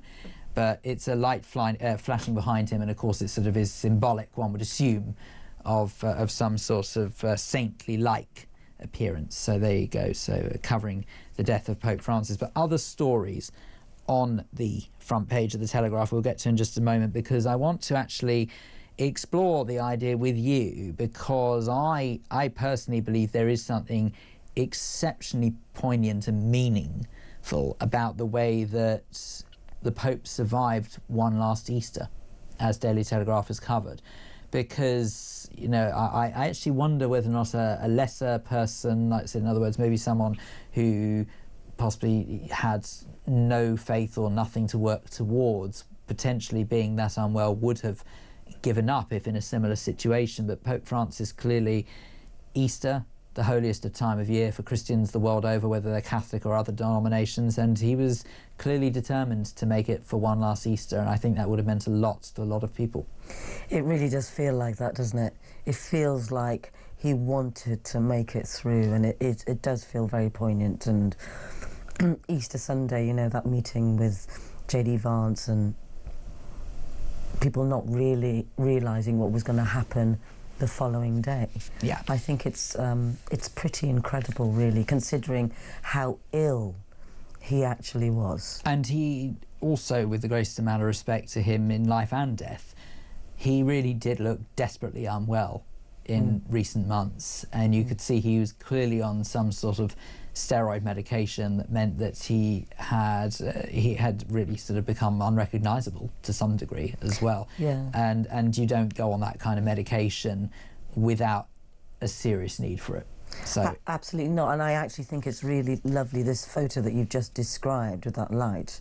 That's what is being shown on the front pages, and that's hopefully what people will remember. I believe so. Is that very kind face and that deliberate flash behind. And yeah, it's interesting that they've chosen that particular one. I think that's the official photo. Yeah. So yeah, I agree. Also on the front page of the Daily Telegraph, Trump ignites fresh market chaos. New challenge for Reeves as she heads to US for a trade deal with the dollar at a 3-year low. Now, obviously, this follows on from what we were reading on the front page of the FT a little earlier on. They were saying, of course, that Beijing have threatened that any country that does do a trade deal with the US will face, well, some sort of, I suppose, some sort of punishment, for want of a better term, for it, and it won't go unchallenged. But Donald Trump has thrown the markets into fresh turmoil as financial ministers, including Rachel Reeves, prepare to fly to Washington for crisis talks. I wonder whether or not, is it a case, and listen, I'm not going to pretend to be an expert in these kind of things, but is it a case of you have to go through a little bit of pain to gain something? I mean, that was the theory, wasn't it? You know, the theory was that, you know, we're going to expect a bit of a slump, but a 3-year low, you know, that's quite something. It is, but then at the same time, it's funny how they never talk about sort of when it was at its other lowest point, you know, and that could have been any moment during, you know, if we're talking 3 years, then actually 3-year low, well then that argues the point that it was as low as this during Biden's administration, if you see what I mean. So actually, it's all in the way that it's written, and it's quite cunning if you think about the way that it's written, because to me a 3-year low is actually not necessarily something to get that upset about. If it was a 10 or 20-year low, I'd say, yeah, this is a real problem now. America needs to wake up and think, have they done the right thing? Let's just read some of the other stories on the front page of the Daily Telegraph, and then we must move on to the other papers. Tories vow to scrap non-crime hate incidents. So the Tories have announced plans to scrap non-crime hate incidents. Kemi Badenoch has proposed a new law to protect free speech that would ban police in almost all cases from collecting personal data where no crime has been committed. The thing I find most baffling about non-crime hate is that it's in the wording, is that it's non-crime. So if it's non-crime, there are plenty of crimes going on for the police to fight. So why would they focus on non-crime? That just doesn't make sense to me. Yeah, I mean, we do. I mean, considering we haven't got many boots on the ground as well, in terms of the police, it is interesting what they choose to go for and what they don't. Is it about resources? Is it an easy fix? You know, do we actually know? Is it about box ticking, or I think we would have to have a serious interview with whoever is in charge of different police forces as to why they go for certain non-crimes or crimes or not. But I'm like you, I do find it very interesting because there are lots of areas of weakness in this country at the moment. Things like knife crime is a real problem, for example, and we know that is obviously a criminal offence. It's a criminal offence, and it's growing amongst young people. And you know, I heard the other day, I don't know how true this is, I don't know what the stats is, that a hammer is now a weapon of choice because it's not. I know. So you know, I'm sure that their resources can be used in better ways, but yeah, I think we'd have to be asking them about it. I'm not really sure what the answer is. It's odd. It's really disturbing, to be honest with you, to think that those who are tasked with keeping our streets and our country safe are prioritising something that is not a crime. That's what I can't get my head around. Anyway, let's move on to the other stories, because there's plenty of other papers to work our way through. The Guardian for Tuesday morning says groundbreaking head of Catholic Church, Pope Francis, dies at 88. Vatican says first Latin American pontiff died of stroke and heart failure. And there is another story on the front page of The Guardian, which we won't go into now, but let's just say The Guardian, in true form, can't even let a matter of the Pope passing away steer the conversation away from them buying into what is going on in the Middle East. Quite extraordinary how they won't let things lie there. Front page of The Sun, Pope Francis, 1936 to 2025, pontiff dies at 88 after final address. Millions around world in mourning. And their copy goes on to say millions worldwide are in mourning after the death yesterday of Pope Francis, aged 88. The pontiff died hours after putting aside concerns for his health to give a poignant Easter blessing. And I think that's really not much more that we haven't covered already in that. You know, I think The Sun pays a perfect tribute to the pontiff by saying just what we all think, you know, that it was a momentous final appearance, if you like, at Easter, and what a time for him to make his last public appearance in clearly very frail health. You know, they have a photo on the front page of The Sun for Tuesday morning with him in his wheelchair, clearly frail. Obviously we now know just how frail he was, and it's remarkable that right up until the end he was that dedicated to his faith and to his duty. It's an incredible photo, that, don't you think, Phil? Yeah. That The Sun have put on their front page of him just behind the balcony giving that address. And I think it's a really good choice, actually, because none of the other papers have done that. I haven't seen it so far. As you say, they've sort of gone with the official photo of that flash behind him that we saw on the front page of the Daily Telegraph and is on the front page of others. But that certainly is, I believe, sort of a defining moment, you know, and again, it reminds me of Her late Majesty, duty right up until the end. I believe that sort of if we cast our minds back to when Queen Elizabeth II met with Liz Truss, there were great concerns over her health based on, do you remember how bruised her hand was, where clearly she'd had some sort of line put into her hand, and of course it had caused the most shocking bruising. So of course then people were incredibly worried. And certainly for the last year of her life, the Queen had walked around with a stick. Well, for the last several months, Pope Francis has been wheelchair bound. So it is obvious how unwell he's been, but yet that's never stood in his way and his path of duty, and I think that's to be hugely admired. Absolutely. And I was going to ask you, when the news came through on Monday morning, it was definitely a shock when Yes. I woke up. Absolutely. Couldn't agree more. It was a shock. Even though they were ill, you still don't expect it, do you? No, I couldn't agree more. Absolutely. Right, we will continue going through the remaining front pages in just a moment. Nadira Tudor, myself, Phil Dave, this is Talk.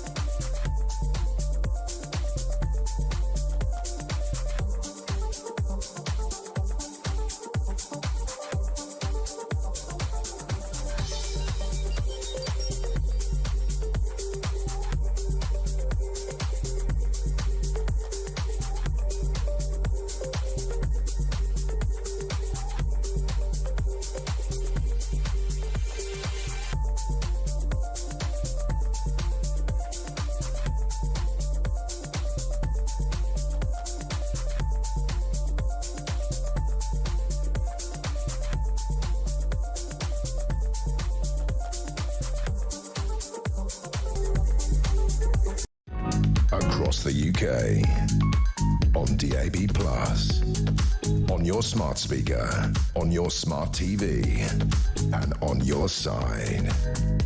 This is Talk.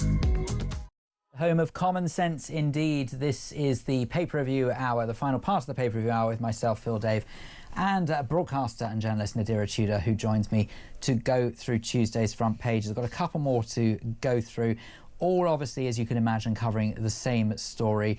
Daily Mail says, passing of Pope Francis after his final blessing on Easter Sunday, the frail Pope dies of a stroke. Now a battle for the Church, the Catholic Church's future, begins. He's returned to the house of the Father. That's the front page of the Daily Mail.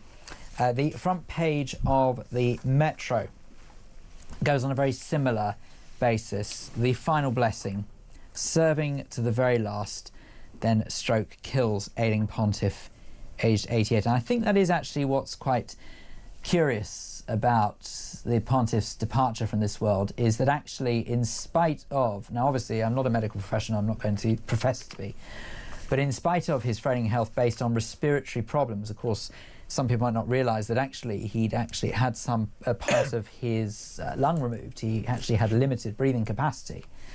But in spite of all of that, it was actually a stroke that had killed him in the end. And I think people were probably more surprised by that, because they would be forgiven for thinking it was probably something to do with the respiratory issues that would have led to his death.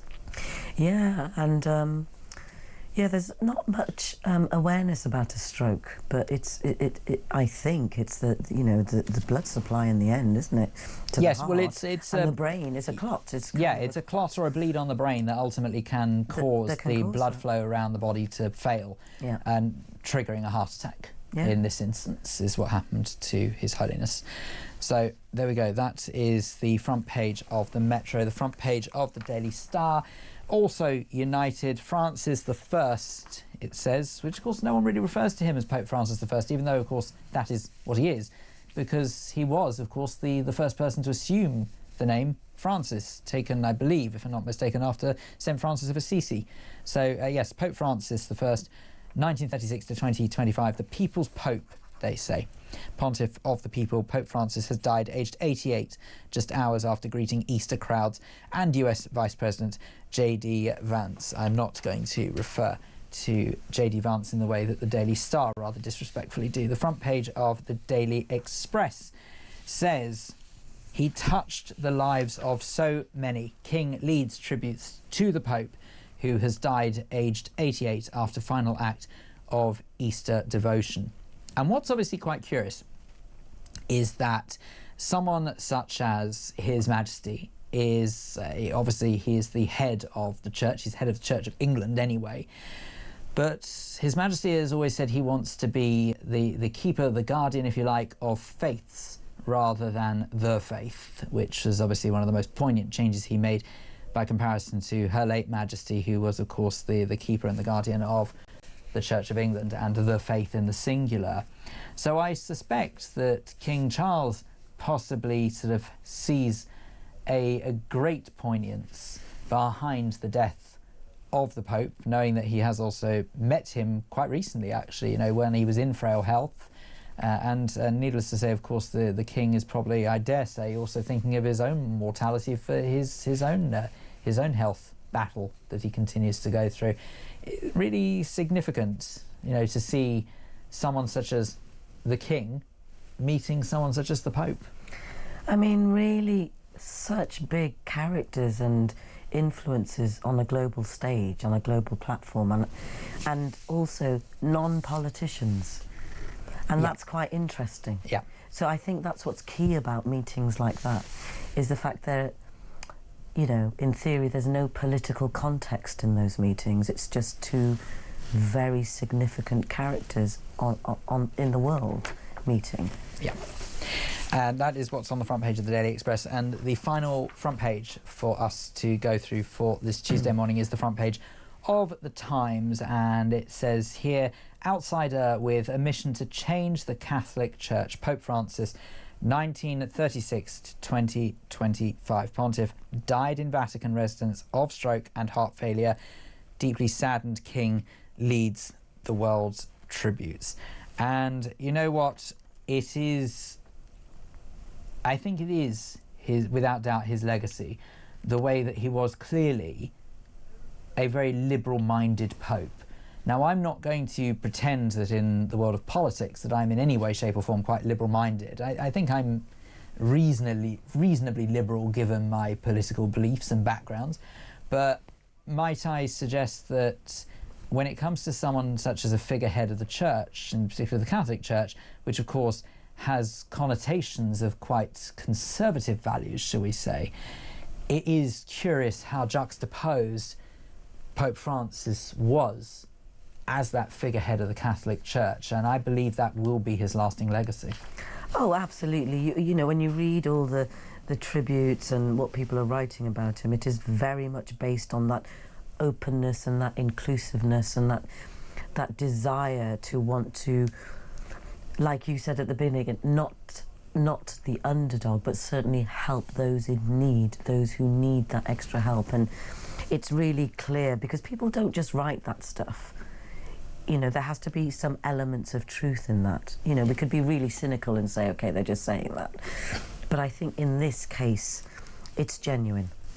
Oh, yeah, no, I do believe that. And look, on a personal note, I'm going to level with you and I'm going to say that there was quite a lot that His Late Holiness came out with that I did not personally agree with. OK, quite a lot. And there's no point in going into that now, because it's irrelevant. You know, we're talking about the world losing clearly a great man, and I don't believe in speaking ill of A, a man of the cloth, and B, someone who has passed. But what I will say is that regardless of what people might have thought about his political beliefs, I think you would have to be pretty short-sighted not to realise what an extraordinary human being he was, because with his actions, they spoke a heck of a lot louder. He was one of the only popes, I believe, who refused to live in the palace that they have within Vatican City, dedicated as residence for the Pope.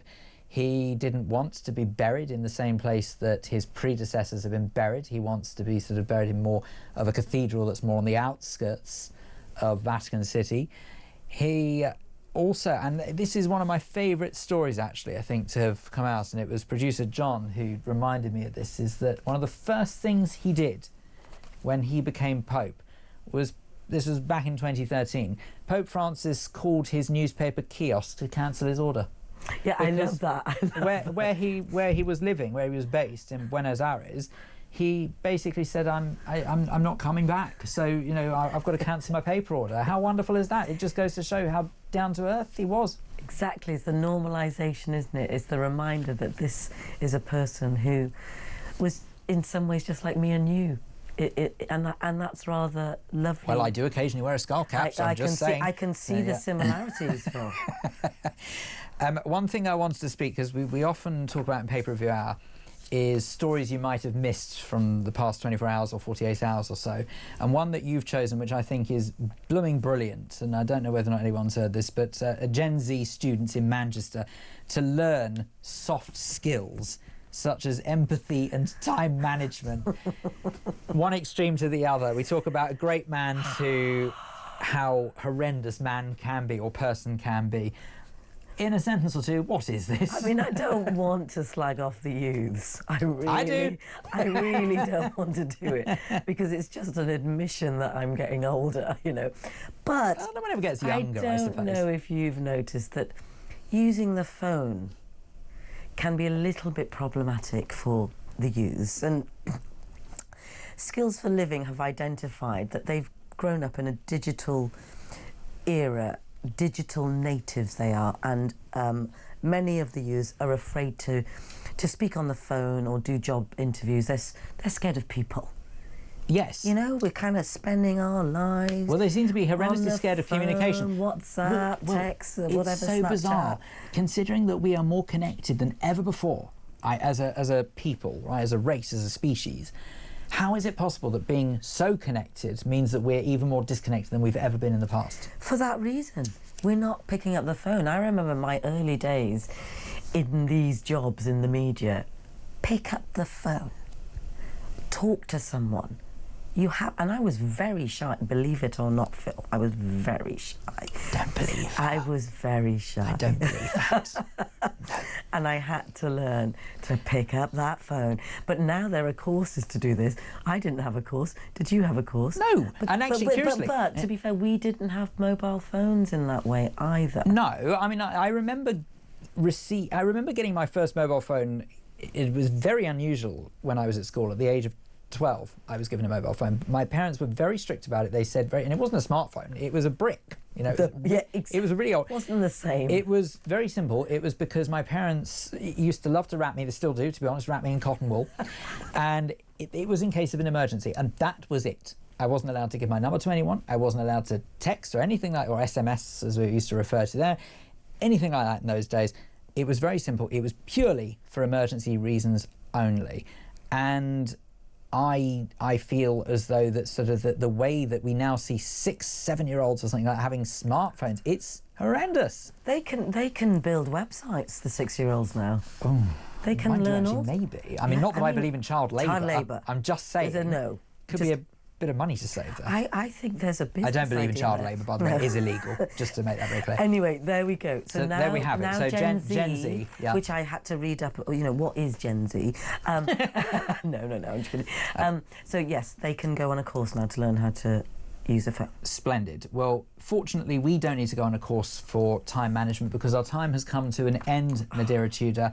It's been an absolute privilege and a treat being on air with you, and I very much hope we get the chance to do it again sometime soon. Thank you, Phil.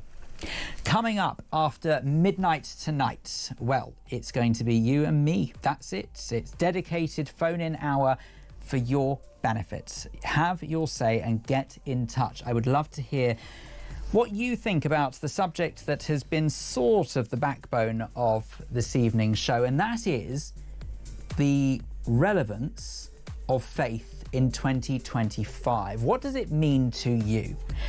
How much faith do you have? Do you have faith at all? Maybe you're the kind of person who believes that you don't need faith in this day and age. Whatever it is, I want to hear from you. Get in touch. 0344 499 1000 is the telephone number, and have your say. Get in nice and early now because the lines do get a bit busy after midnight.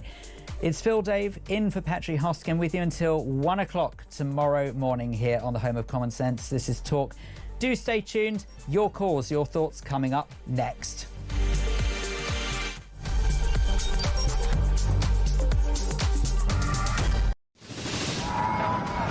We've been talking this morning about a new theme park which is going to be built. The Universal Studios apparently are going to build it in Bedfordshire. We've been asking many of you to give us some ideas for theme parks. Alison in South Wales says in the new theme park at 5 p.m. every day they could have the PIP parade. All the people driving their brand new Motability cars. Instead of the water rapids, you can have a road you go down that's full of potholes in a car with bad suspension and flat tyres.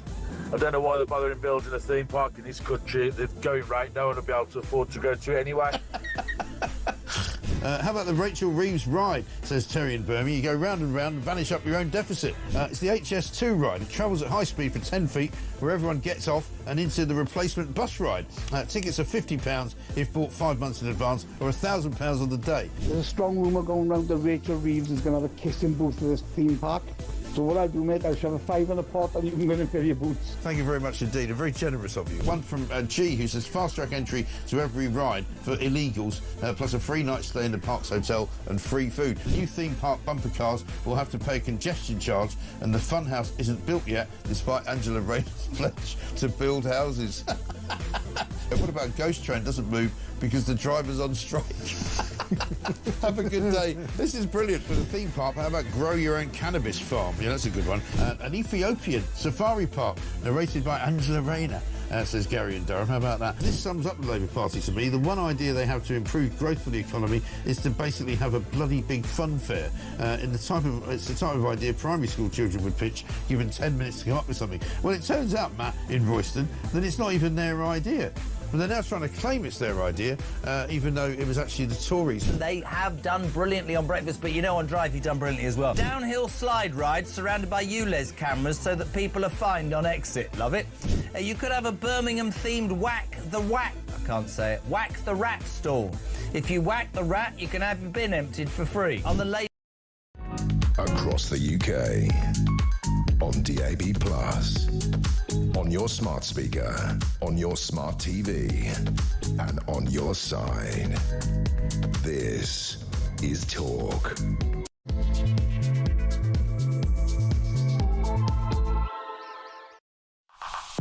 Hello and a very good morning to you. It has just gone 2 minutes past midnight. It is Tuesday, the 22nd of April, 2025. This is Phil Dave in for Petrie Huskin with you until 1 o'clock this morning. Coming up between now and then, it's you and me. We are going to put the world to rights. We have a job to do. We have a couple of questions to answer, and I very much hope you're going to try and answer them for me, because you may have obviously heard the news by now that very sadly Pope Francis died at the age of 88 yesterday. I'm sure if you haven't heard that you would have heard it elsewhere, if not on this show and this station. But one thing, of course, that can't be overlooked is the importance of Easter weekend, of which we have just left behind us. And that is that it is the holiest time of year for Christians the world over, whether they're of Catholic faith or any other denomination. And the truth is that I think we sometimes forget how relevant certain times of the year are to certain people of faith. And so I was thinking about the relevance of faith in this day and age, because I hear so many people who denigrate it, who dismiss it, who just turn around and, if you like, almost can't be bothered with the notion of faith, which I personally believe is very sad. Speaking as someone who has faith myself, I have declared it before on this very programme earlier this evening. I'll declare it again. I'm of Jewish faith. I have no hesitation in saying that. And I would also consider myself to be, shall we say, semi-religious, I guess. You know, there are some who would certainly follow the religion considerably more so than I do, but then there are others who completely dismiss it and have no faith whatsoever, even if they were born into Judaism. But it means something to me, and it's important to me. But I think where the line crosses is where faith starts to encroach on other people's lives, and where people are almost told that they are wrong for thinking or believing the way that they do. So that's why I'd like to know that in a day and age where we're far more aware than we ever have been in the past about faith and whether or not it has a place in society, what it means to you. 0344 499 1000 is the telephone number. Please do get in touch. I really would love to hear from you this morning. It would be great to have you on air and just to have a chat and to see what you think about faith and where it belongs in today's day and age, if anywhere at all. I believe that we have a voice note that is coming through, and you can also partake in voice notes. 0344 499 1000. Send it through on WhatsApp. Of course, you can also send through a WhatsApp text message as well. And you can send an SMS text message to 87222. Start your message with the word talk. And on Twitter, it is at talkTV and at Mr. Phil Dave. Let's hear what Gary in Glasgow has to say. Evening, Phil. Gary from Glasgow here. I was raised Catholic and went to Catholic schools. As an adult, I'm not a practicing Catholic. I feel religion brings so many wars and hate, especially when I see like the pro-Palestine marches and the absolute hatred that's aimed at people of the Jewish faith. It angers and saddens me. But at the same time, if it brings religion, brings comfort and joy to people, then that's a good thing, because we need a lot more of that. Yeah, thank you for that, Gary. I do appreciate you getting in touch. And you can, of course, do the same, 0344 499 1000, if you want to send a voice message. On that very point, and, you know, I don't necessarily want to go down this route too much, because obviously some might say that I don't have the ability to look at it with an unbiased pair of eyes, being of Jewish faith, but actually you'd be wrong. When you talk about the situation that Jewish people find themselves in this country and in the Western world, when having to tolerate the what I would describe as pro-Hamas marches. Now, I am well aware that there will be some who say, well, hang on a second, no, they're not doing this for showing support for Hamas. They're actually showing support for people who identify as Palestinian. And you may well be right to some degree if that is your intention, but I'm afraid the people who organise those marches say something very different indeed. They are pro-Hamas, and they try and lure people in on the basis of saying you are supporting the underdogs of the Gaza Strip, namely the innocent civilians in Gaza and those, of course, who identify as Palestinian. Now, I would put it to you that it's all well and good to say that you want to go on those marches to champion those, but have you ever asked yourself this? Why is it that the people who organise those marches support the people who make Palestinian lives an absolute misery? And that's part and parcel of the problem. So I think what frustrates Jewish people more than ever in this country and the Western world, and of course I'm not a figurehead to speak for Jewish people, but I believe from certainly those I've spoken to, is the ignorance surrounding those kind of marches. So yes, you are quite right, Gary. Of course, in those circumstances, faith can lead to wars. It can lead to disagreements of the most brutal nature, but it does not necessarily mean that there isn't a place for faith in the world. Let's hear what Grace in London has to say. Grace, a very good morning to you. Morning to you. I think we spoke many years ago elsewhere. That's all right, Grace. I won't hold that against you. And I hope that you've enjoyed our Passover. Indeed, thank you. Yes, I most certainly did enjoy Passover. I can't deny I'm very pleased to eat normally again, but yes. Yeah, there's so much to say. I think on the point that Gary's just made, wars are not really about religion. They're mostly about territory, but people use religion as a front, as an excuse to try to justify themselves. If you want more power or more territory and you say, well, I'm fighting in the name of God, or if a ruler says you soldiers need to go out and defend our land in the name of God, it's an excuse. They're not necessarily actually trying to adhere to what God has said. And Jesus obviously was very keen that people love their neighbours, including people who were different from themselves, and abhorred violence and tried to chastise a disciple of his who enacted violence when he was being arrested. So I think for people to say that religion causes wars is not necessarily accurate. But I mean, I have to say, Grace, that I can understand why people think that, because there are, as you rightly identify, people who do something in the name of religion. I say in the name of in inverted commas because, of course, they're not doing it in the name of that religion. They're using that religion as an excuse to carry out some pretty heinous things. And that is where, that there is this conflation, because actually, if you look at, again, I'm sorry to hark back to the Middle East, because I really didn't want to make this about the Middle East, but it is, of course, I suppose, the most infamous of religious-based wars that we could probably use as some sort of benchmark for the discussion. And I would say that if you look at what is happening, the reason why people believe it's religion-based is because obviously it is the defence of the Jewish state against a regime that does clearly want to not only destroy the only Jewish state, but also to destroy Jews the world over. So from that perspective, yes, the enemy has made it about religion, namely Hamas, by the way, might I say, when I say the enemy. And of course, caught up in the middle of this are innocent Israeli civilians and innocent Palestinian civilians. And that is where people struggle to separate the two, because at the end of the day, it is two nations, two people fighting over a portion of land, but at the same time, there is that religious element to it. So I understand why people say that religion causes war, but as you rightly identify as well, they are basically wrong. It's not the cause of it, it's in the name of, or it's an excuse for war.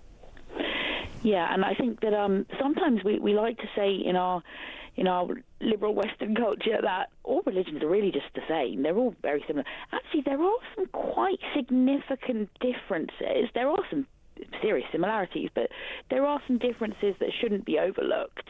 And I think that maybe people observing ought to maybe look at some of the distinctions between some of the people who established I hate the word religion, but religions, that there are differences. Why do you hate the word religion, out of interest? Well, because it has so many different connotations and it means such different things to different people. So actually within the Christian community, sometimes we think about the way that religion can refer to following various rules, and kind of the idea that you might earn your way to heaven or paradise or salvation by doing various practices and customs. Whereas in contrast, we actually believe that you don't get to heaven by doing religious things or by doing good things even. You only go to heaven, we believe, if you choose to accept what Jesus has done on our behalf, which is what we've remembered over the weekend, that he took our sin upon himself and he died in our place, so that the justice that's necessary for the wrong things that we have done has actually been enacted on him. And so we can choose to follow him, and if we do, that will cause us to want to do good things, because if you love him, then you'll want to follow his teachings about helping the poor and loving others. And I'm glad that Pope Francis encouraged people to do those things. But you don't actually earn your way to heaven. And so the word religion sometimes can have those connotations of needing to do this, that, and the other, and having to follow various regulations and rules. But that's not what it's really about for us. And also, obviously, people can associate the word religion with institutions, and again, people can misuse institutions for their own ends. Obviously, some people have not been trying to follow God, but have taken positions of power within church institutions so that they can exploit and abuse other people. And that's entirely a different thing from believing in God and following Jesus. So the word religion can have all kinds of complicated connotations for different people. And the word faith as well has different connotations to different people. A lot of people in our society presume that it means believing something with no reasoning. But I came to conclude that God exists because the more I studied science, the more I came to see that there's actually a necessity for a designer, for a creator. It couldn't be that our universe has come about by chance because of various parameters and aspects of the universe that have to be so specifically correct, and the interdependence of the biological world such that it couldn't have evolved without a designer behind it. And so belief is not necessarily just wishful thinking or wanting to be part of an institution, or the various things that people say about it. It's not just myth. There is some rationale that people aren't necessarily aware of. Yeah. Grace, as ever, and you put your point across so eloquently. That's not meant in the least bit patronising. It's just meant in admiration of the way you do. I have you rightly identified. I have spoken to you before. I've heard you on this station and other stations, dare I even say, before as well. But I wonder what faith, this is actually sort of the purpose of the conversation, what faith means in this day and age. Because what does it mean to you, for starters? Because, correct me if I'm wrong, you sound like you're quite a religious person.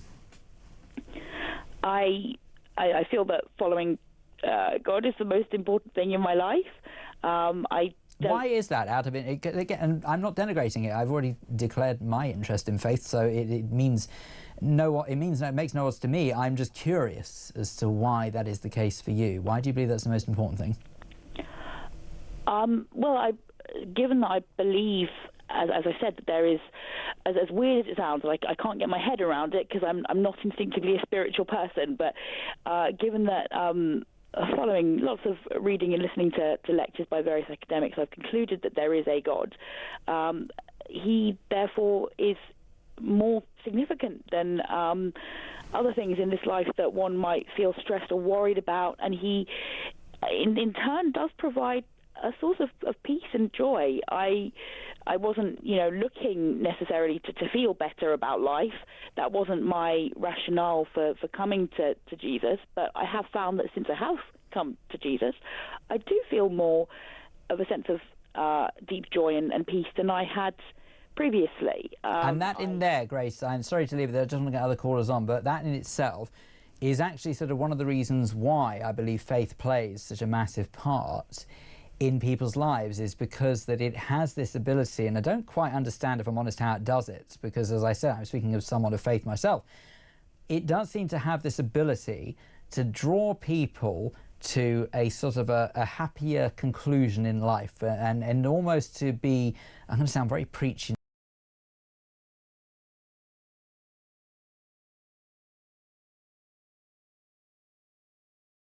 a closeness, if you like, to something you can't quite understand. It's not tangible, but it is ultimately an existence or a belief system that you can use, if you like, almost as an excuse for things that aren't explainable. So the inexplicable of the world could somehow be almost excused for having some sort of faith and saying, okay, well, there's obviously some sort of bigger picture here, there's obviously a reason that this has happened, and therefore that is okay. And whereas if you don't have that faith and you don't have that ability to believe that something happens for a reason, you could, I think, run a very serious risk of, I'm going to use the words carefully here, but I suppose I could crassly say drive yourself mad, but I don't mean that literally. I mean, you could possibly pontificate over something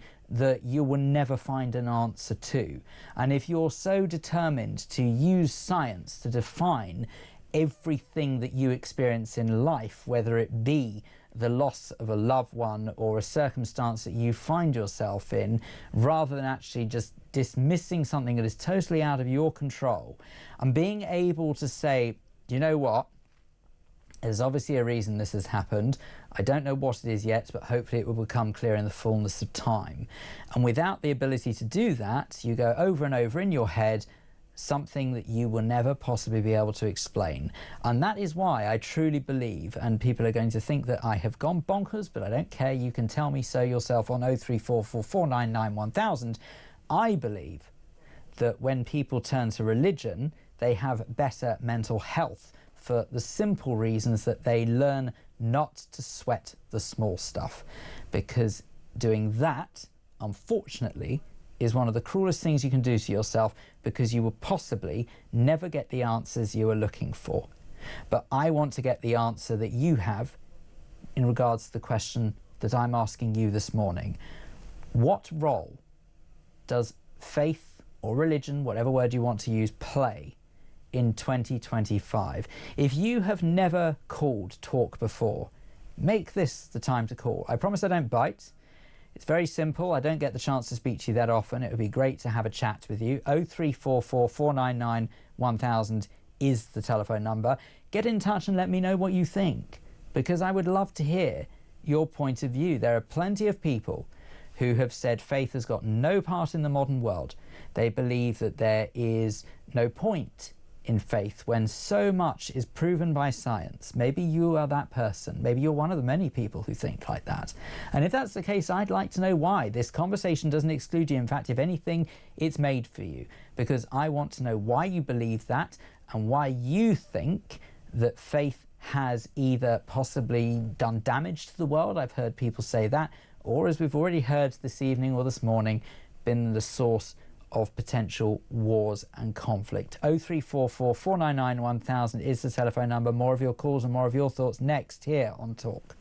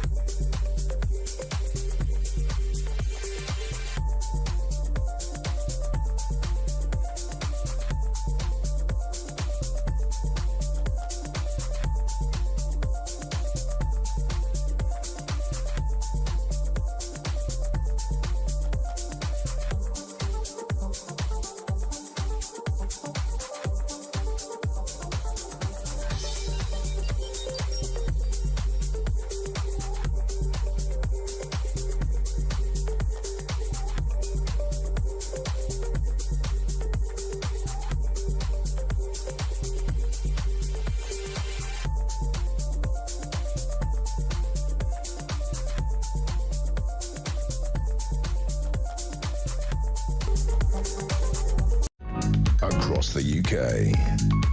On DAB+, on your smart speaker, on your smart TV, and on your side. This is Talk. 22 minutes past midnight on Tuesday the 22nd of April. A very good morning to you. This is Phil Dave in for Petrie Hoskin with you until 1 o'clock this morning, and it is your chance to have your say.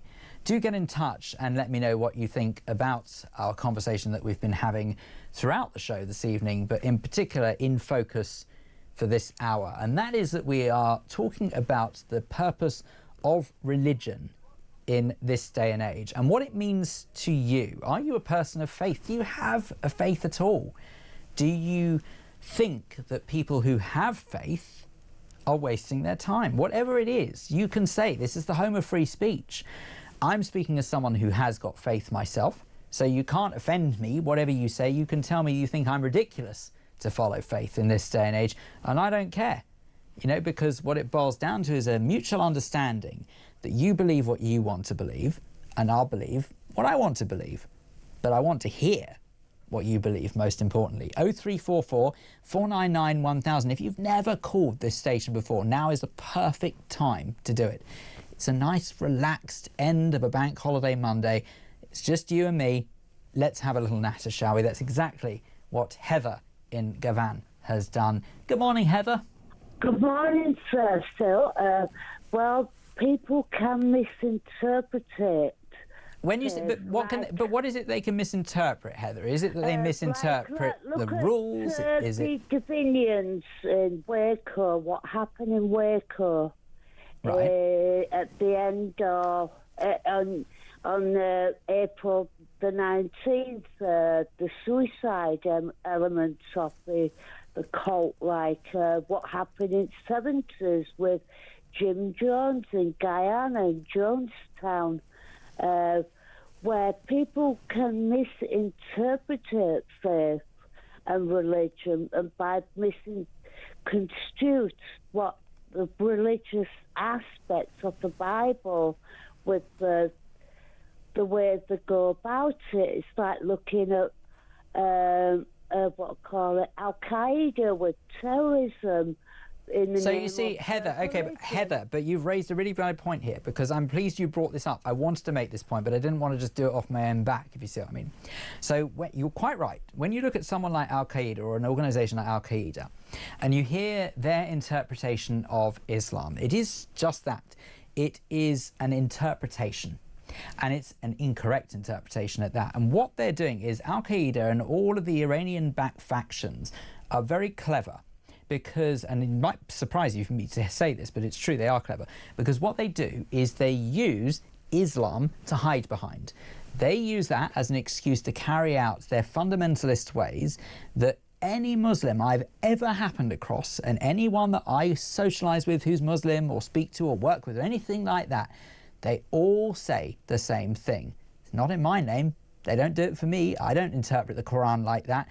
And it is so unbelievably frustrating that people can't separate the two, because to my mind, Al-Qaeda and all of that lot are fundamentalists. Fundamentalists are terrorists. They have no place in a civilized society as far as I'm concerned. But that does not mean Islam doesn't have a place in a civilized society, because actually the vast majority of Muslims are peaceful. People struggle to get their head around this because they see what terrorists do, in inverted commas, in the name of Islam, and they put the two together. So you are right that of course there are people who you say misinterpret, I say abuse it. But it shouldn't mean that they tarnish everyone. Do you remember 1970s with Jim Jones, Reverend Jim Jones in Guyana? Well, I regret that I must really need some sleep if you think that I was around to be in the 1970s, but I'm afraid it was a bit before my time. But so feel free to educate me and others. What happened in 1970s with Jim Jones?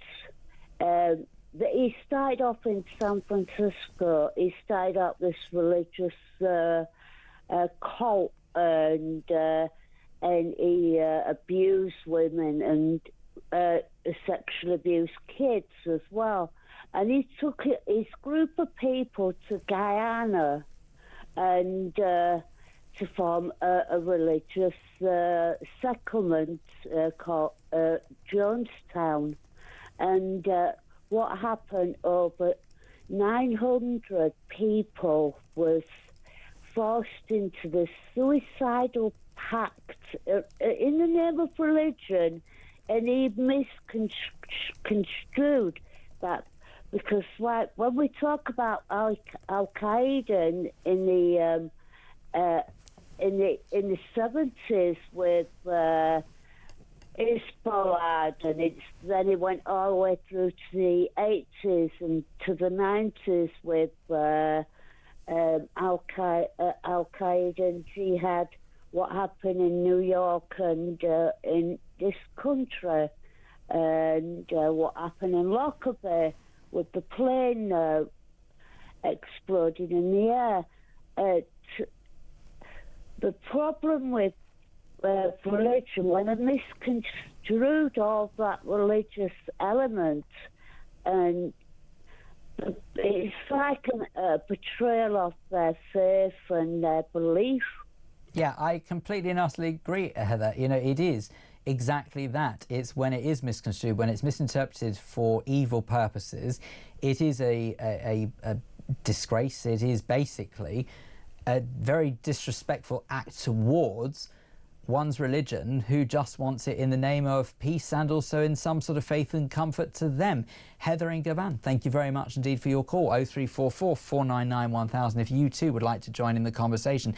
This is a text message come through on 87222. Remember to start your message with the word talk. It's from Rachel, who says, I think Christianity is having a quiet revival nationally. No less than 15 people have been baptized this Easter at my church. I found Jesus in the depth of depression during lockdown, echoing what I was saying earlier, that I believe that this resurgence in religion was founded during lockdown. And she goes on to say, I can't imagine my life without my faith now. Thank you very much indeed for that, Rachel. Really appreciate it. 87222. Start your message with the word talk if you would like to join in on that. And I can also say that there's a message here.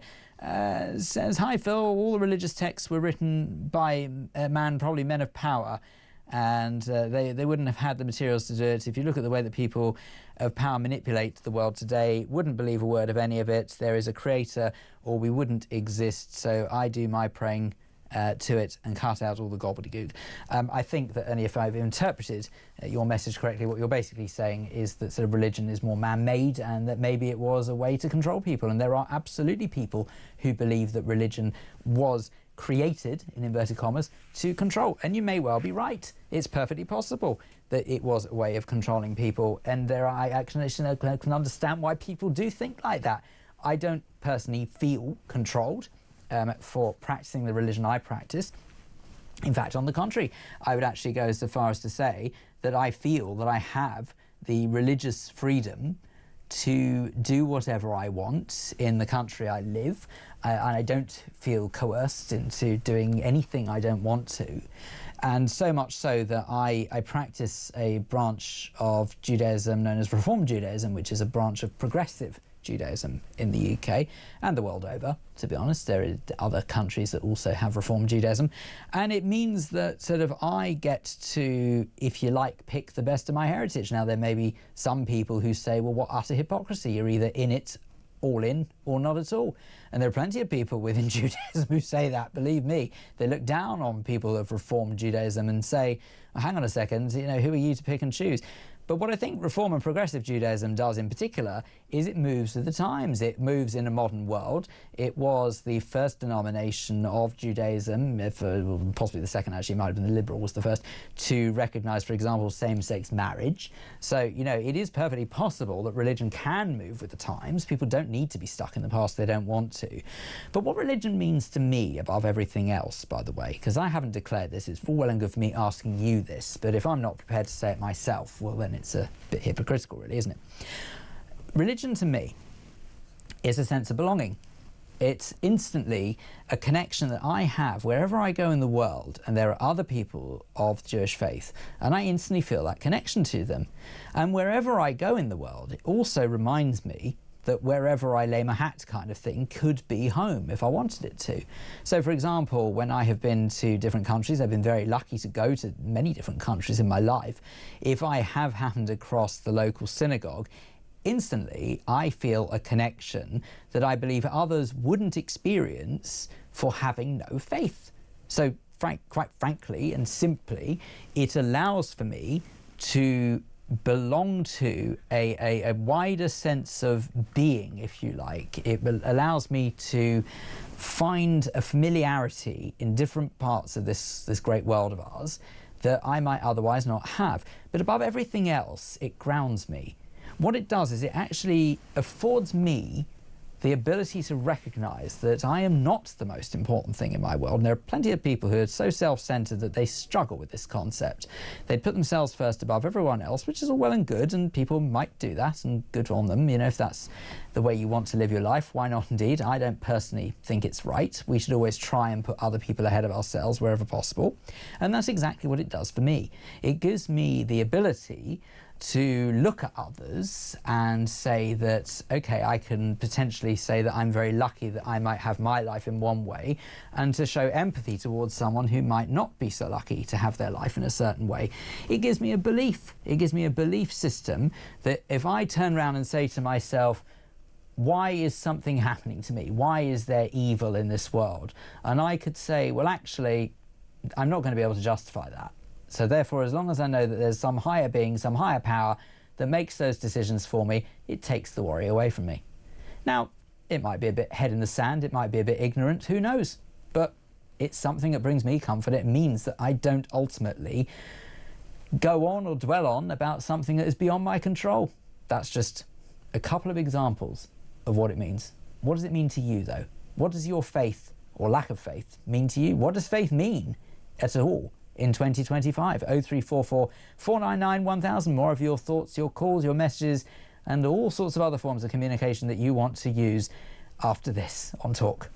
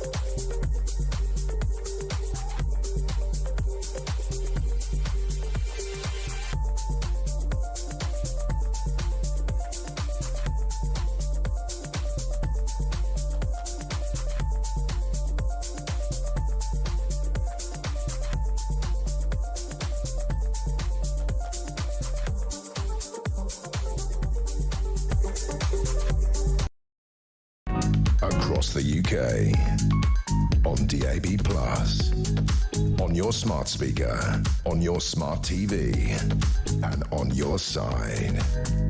This is Talk.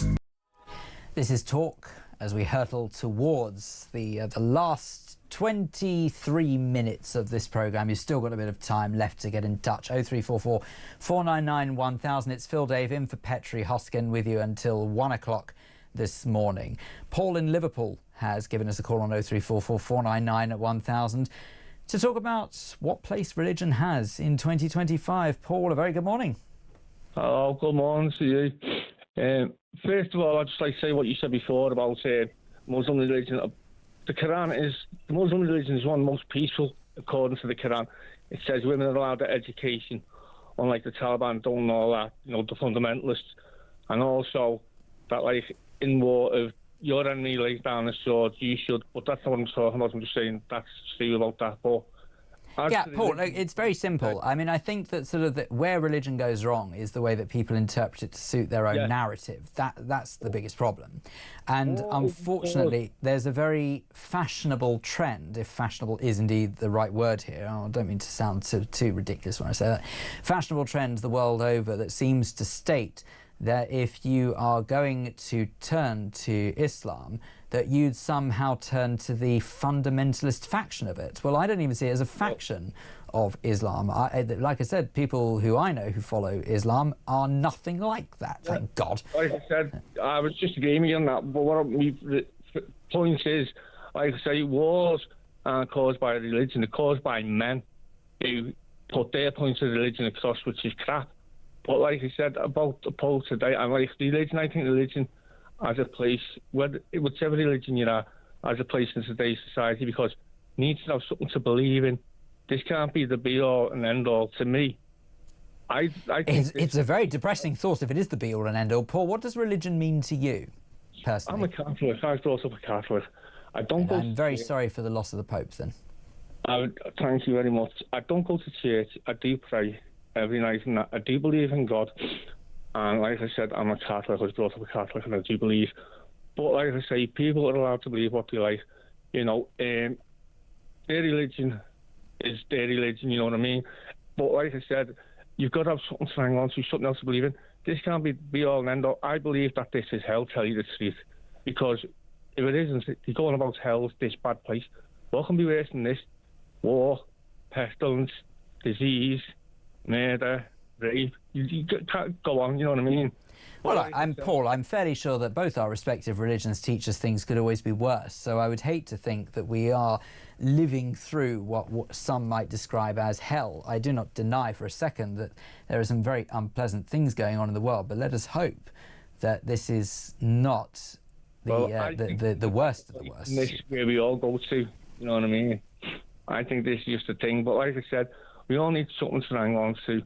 Like I say, I'll just say this. When the Pope came to Liverpool last time, Pope John Paul II, I went down there by the Catholic Cathedral, and as he's going across people and he's blessing them, and most of them were old people at the front, and he came to me and he went to shake my hand. About 3 times I hesitated. Eventually he grabbed my hand and he blessed me, and I got this like warm feeling. So can we just clarify? You met John Paul II? Only for a split second, as he blessed me as he was going past. But people say it now, I told them this, and they said, "Oh, Paul," they didn't believe me what happened when I said, but I got this warm feeling. I believe you. I'm talking about it now. I get this warm feeling. Like I said to people, they don't believe. Why would they say it if it didn't happen? I've got nothing to gain by saying it. You know what I mean? But like I say, he's the head of my church, and I'm not over religious. I do pray each night.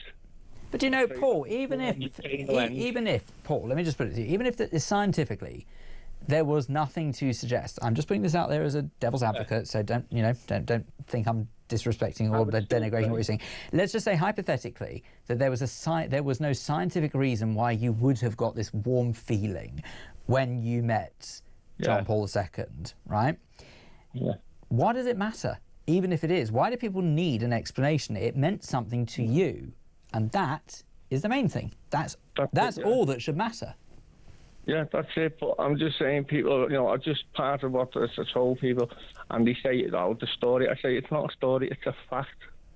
A story is a fable. You know what I mean? It's not true. This was true, and if people believe me, they believe me. If they don't, fair enough. I don't care. But like I said, I pray every night. I even prayed that Ukraine war and all this, because it can't go on because it's just going crazy. It's getting worse and worse, the world. And like I say, wars aren't caused by religion. They're caused by men's interpretation of their type of religion. Yep, I think that is a perfectly valid point, Paul, and one that I would absolutely have to agree with. Thank you very much indeed for calling 0344 499 1000. Got a couple more calls still to come, so I'll tell you what we'd do is if we take the break now and we'll take the calls after in just a moment. So Ali in West Yorkshire, stay right where you are. More of your calls, more of your thoughts coming up in just a moment here on Talk.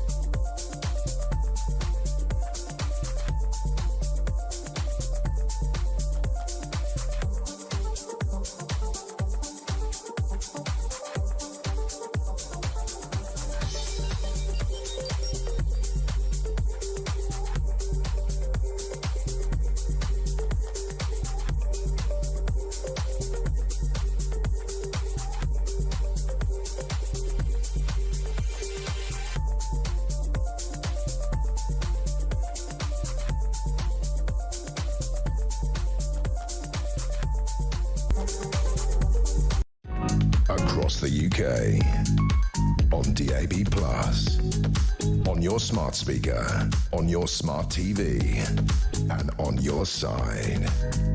This is Talk. This is indeed Talk. It is 1:45 in the morning on Tuesday, the 22nd of April 2025. Phil Dave in for Petri Hoskin for 15 more minutes only. Yes, this is our final part of the programme. It's gone very quickly, my goodness me. However, it doesn't mean there isn't still time to get your thoughts on the subject we are discussing this morning, and that is about the role that faith has to play in 2025. What does your religion mean to you, if you have religion at all? This is actually off the back, you'd be forgiven for thinking it is off the back of the death of Pope Francis, but actually when the show was being put together, I had a little chat with Gabriella, who's a producer who sets up the show, and she and I were discussing about sort of what would be an appropriate discussion after Easter weekend. And I said, well, I've seen such a resurgence in people who seem to follow religion and it meaning something to them, that I actually wonder whether or not there's a conversation to be had about what religion means to individuals, to a person in this day and age. And that's what I've been asking you this morning. What does religion mean to you? 0344 499 1000 is the telephone number. And Ali has been patiently waiting in West Yorkshire. Ali, a very good morning. Hi, good morning. How are you? I am very well, thank you. I hope you are as well. Ali, please, what can you tell me? What does religion mean to you? Yeah, first I just want to start off by condolences to all the Catholics for the Pope's death. And and just a person of God, so it's really sad, obviously, this morning about the news. But what I just wanted to say about what religion means to me is that well, I am obviously a Muslim, but I'm quite a secular. I was quite a secular liberal person. So, when you say that you were quite secular liberal, so what does it mean? How does it compare to where you are now in your religiosity? Well, no, don't get me wrong. I am quite liberal. Well, I'm still liberal and sorry, secular. But what happened was 3 years ago, my father passed away. I'm very sorry. Thank you. It was from lung cancer, and he was only 58. And but that really sort of before that I wasn't very religious. I didn't pray. I wasn't that interested in it, to be honest. And from that, and then when it happened, and found it within my community, found a bit of strength, and it gave me a lot of peace, and sort of helped me get through that time. I would say religion. I would say, yeah. Because you see, Ali, a couple of times that I've heard through, well, I say a couple of times, many a time I've heard, I'm talking a couple of times, I'm narrowing it down to 2 occasions. On many an occasion, I've heard those who have experienced loss, and especially someone who is so close to them at such a young age, and actually it goes the other way. It means that they turn their back on religion because they can't fathom why that would happen to them if they were believing in a God who is supposed to look after them. How did your faith get you through the loss of your father, would you say? I mean, I would say it installed a lot of patience in me during that time. A lot of them couldn't, obviously, it was really difficult to understand, but a lot of people, like friends and people in the community, were just saying, just have patience, trust in God. And so that's the main sort of thing I would say. So before my father's passing in 2022, I wasn't very religious at all. I didn't very pray, if I'm being honest. I wasn't. And to be honest, a lot of the fundamentalism and the terrorists made me quite disillusioned with my religion, if I'm being honest with you. Yeah, and I don't blame you, actually, because I dare say that sort of there are some people I know who are of Islamic faith who actually say that they don't practice Islam through almost fear of how they'll be treated off the back of what the world wants to see when it comes to fundamentalism. So how has that affected you? So how do you feel when you see the world basically tarnishing Islam with fundamentalism? Well, I would just say it's not the religion, it's the people, it's the terrorists. It's all them. It's not the religion doesn't teach. They've warped and twisted the religion for their own terrorist ways, and that's what's ruined it, I would say. Yeah, well, I feel like they hide behind it is the only way I could describe it, because the number of people who are almost too afraid to speak out against fundamentalists. I'm not, by the way. I would call a terrorist, and I don't care what the ramifications are. But if those who do follow fundamentalism and use the cowardly route of hiding behind Islam because they know that people are too afraid to speak out against them because they're afraid of being called racist, I just find such an insult to Muslims the world over. Yes, exactly. Yes, yeah, definitely. Yeah. Ali, I think that actually that one thing, I'm quite pleased that you phoned, because one thing that I was talking about a little earlier on this evening is that I'm a great believer in trying to draw parallels when it comes to religion, because a lot of the time we talk about, pretty all the time, we talk about what divides us and what separates us. But I'm speaking as someone who's of Jewish faith, and I happen to know that in Islam, which is remarkably similar to Judaism, almost sort of bizarrely, there's really only very few twists and turns in terms of sort of the two faiths. And yet they're treated as sort of poles apart, which I find fascinating. But one thing in particular, when you talk about the loss of a loved one, and I've always admired this in both of our respective faiths, is the way that we don't draw things out. It's very slick, very clear-cut and very quick, that we have to bury our dead within 24 hours, and that we have a very regimented mourning process, if you like, that happens as a result of the loss of a loved one. And I don't know how this differs in Islam. This is where you need to educate me. But I know that in Judaism, that in death we are equal. So in other words, we come into this world with nothing, we leave this world with nothing. And depending on what branch of Judaism you support or follow, it actually determines how stringent that is. So for example, there are some people who actually exactly the same headstones, the style of headstones, the gravestones, in death, because they can't be seen to being grander than their neighbours who are in the cemetery, if you see what I mean. But but whereas I know that sort of in death, the coffin, sorry, it's a bit morbid, but it's interesting to learn.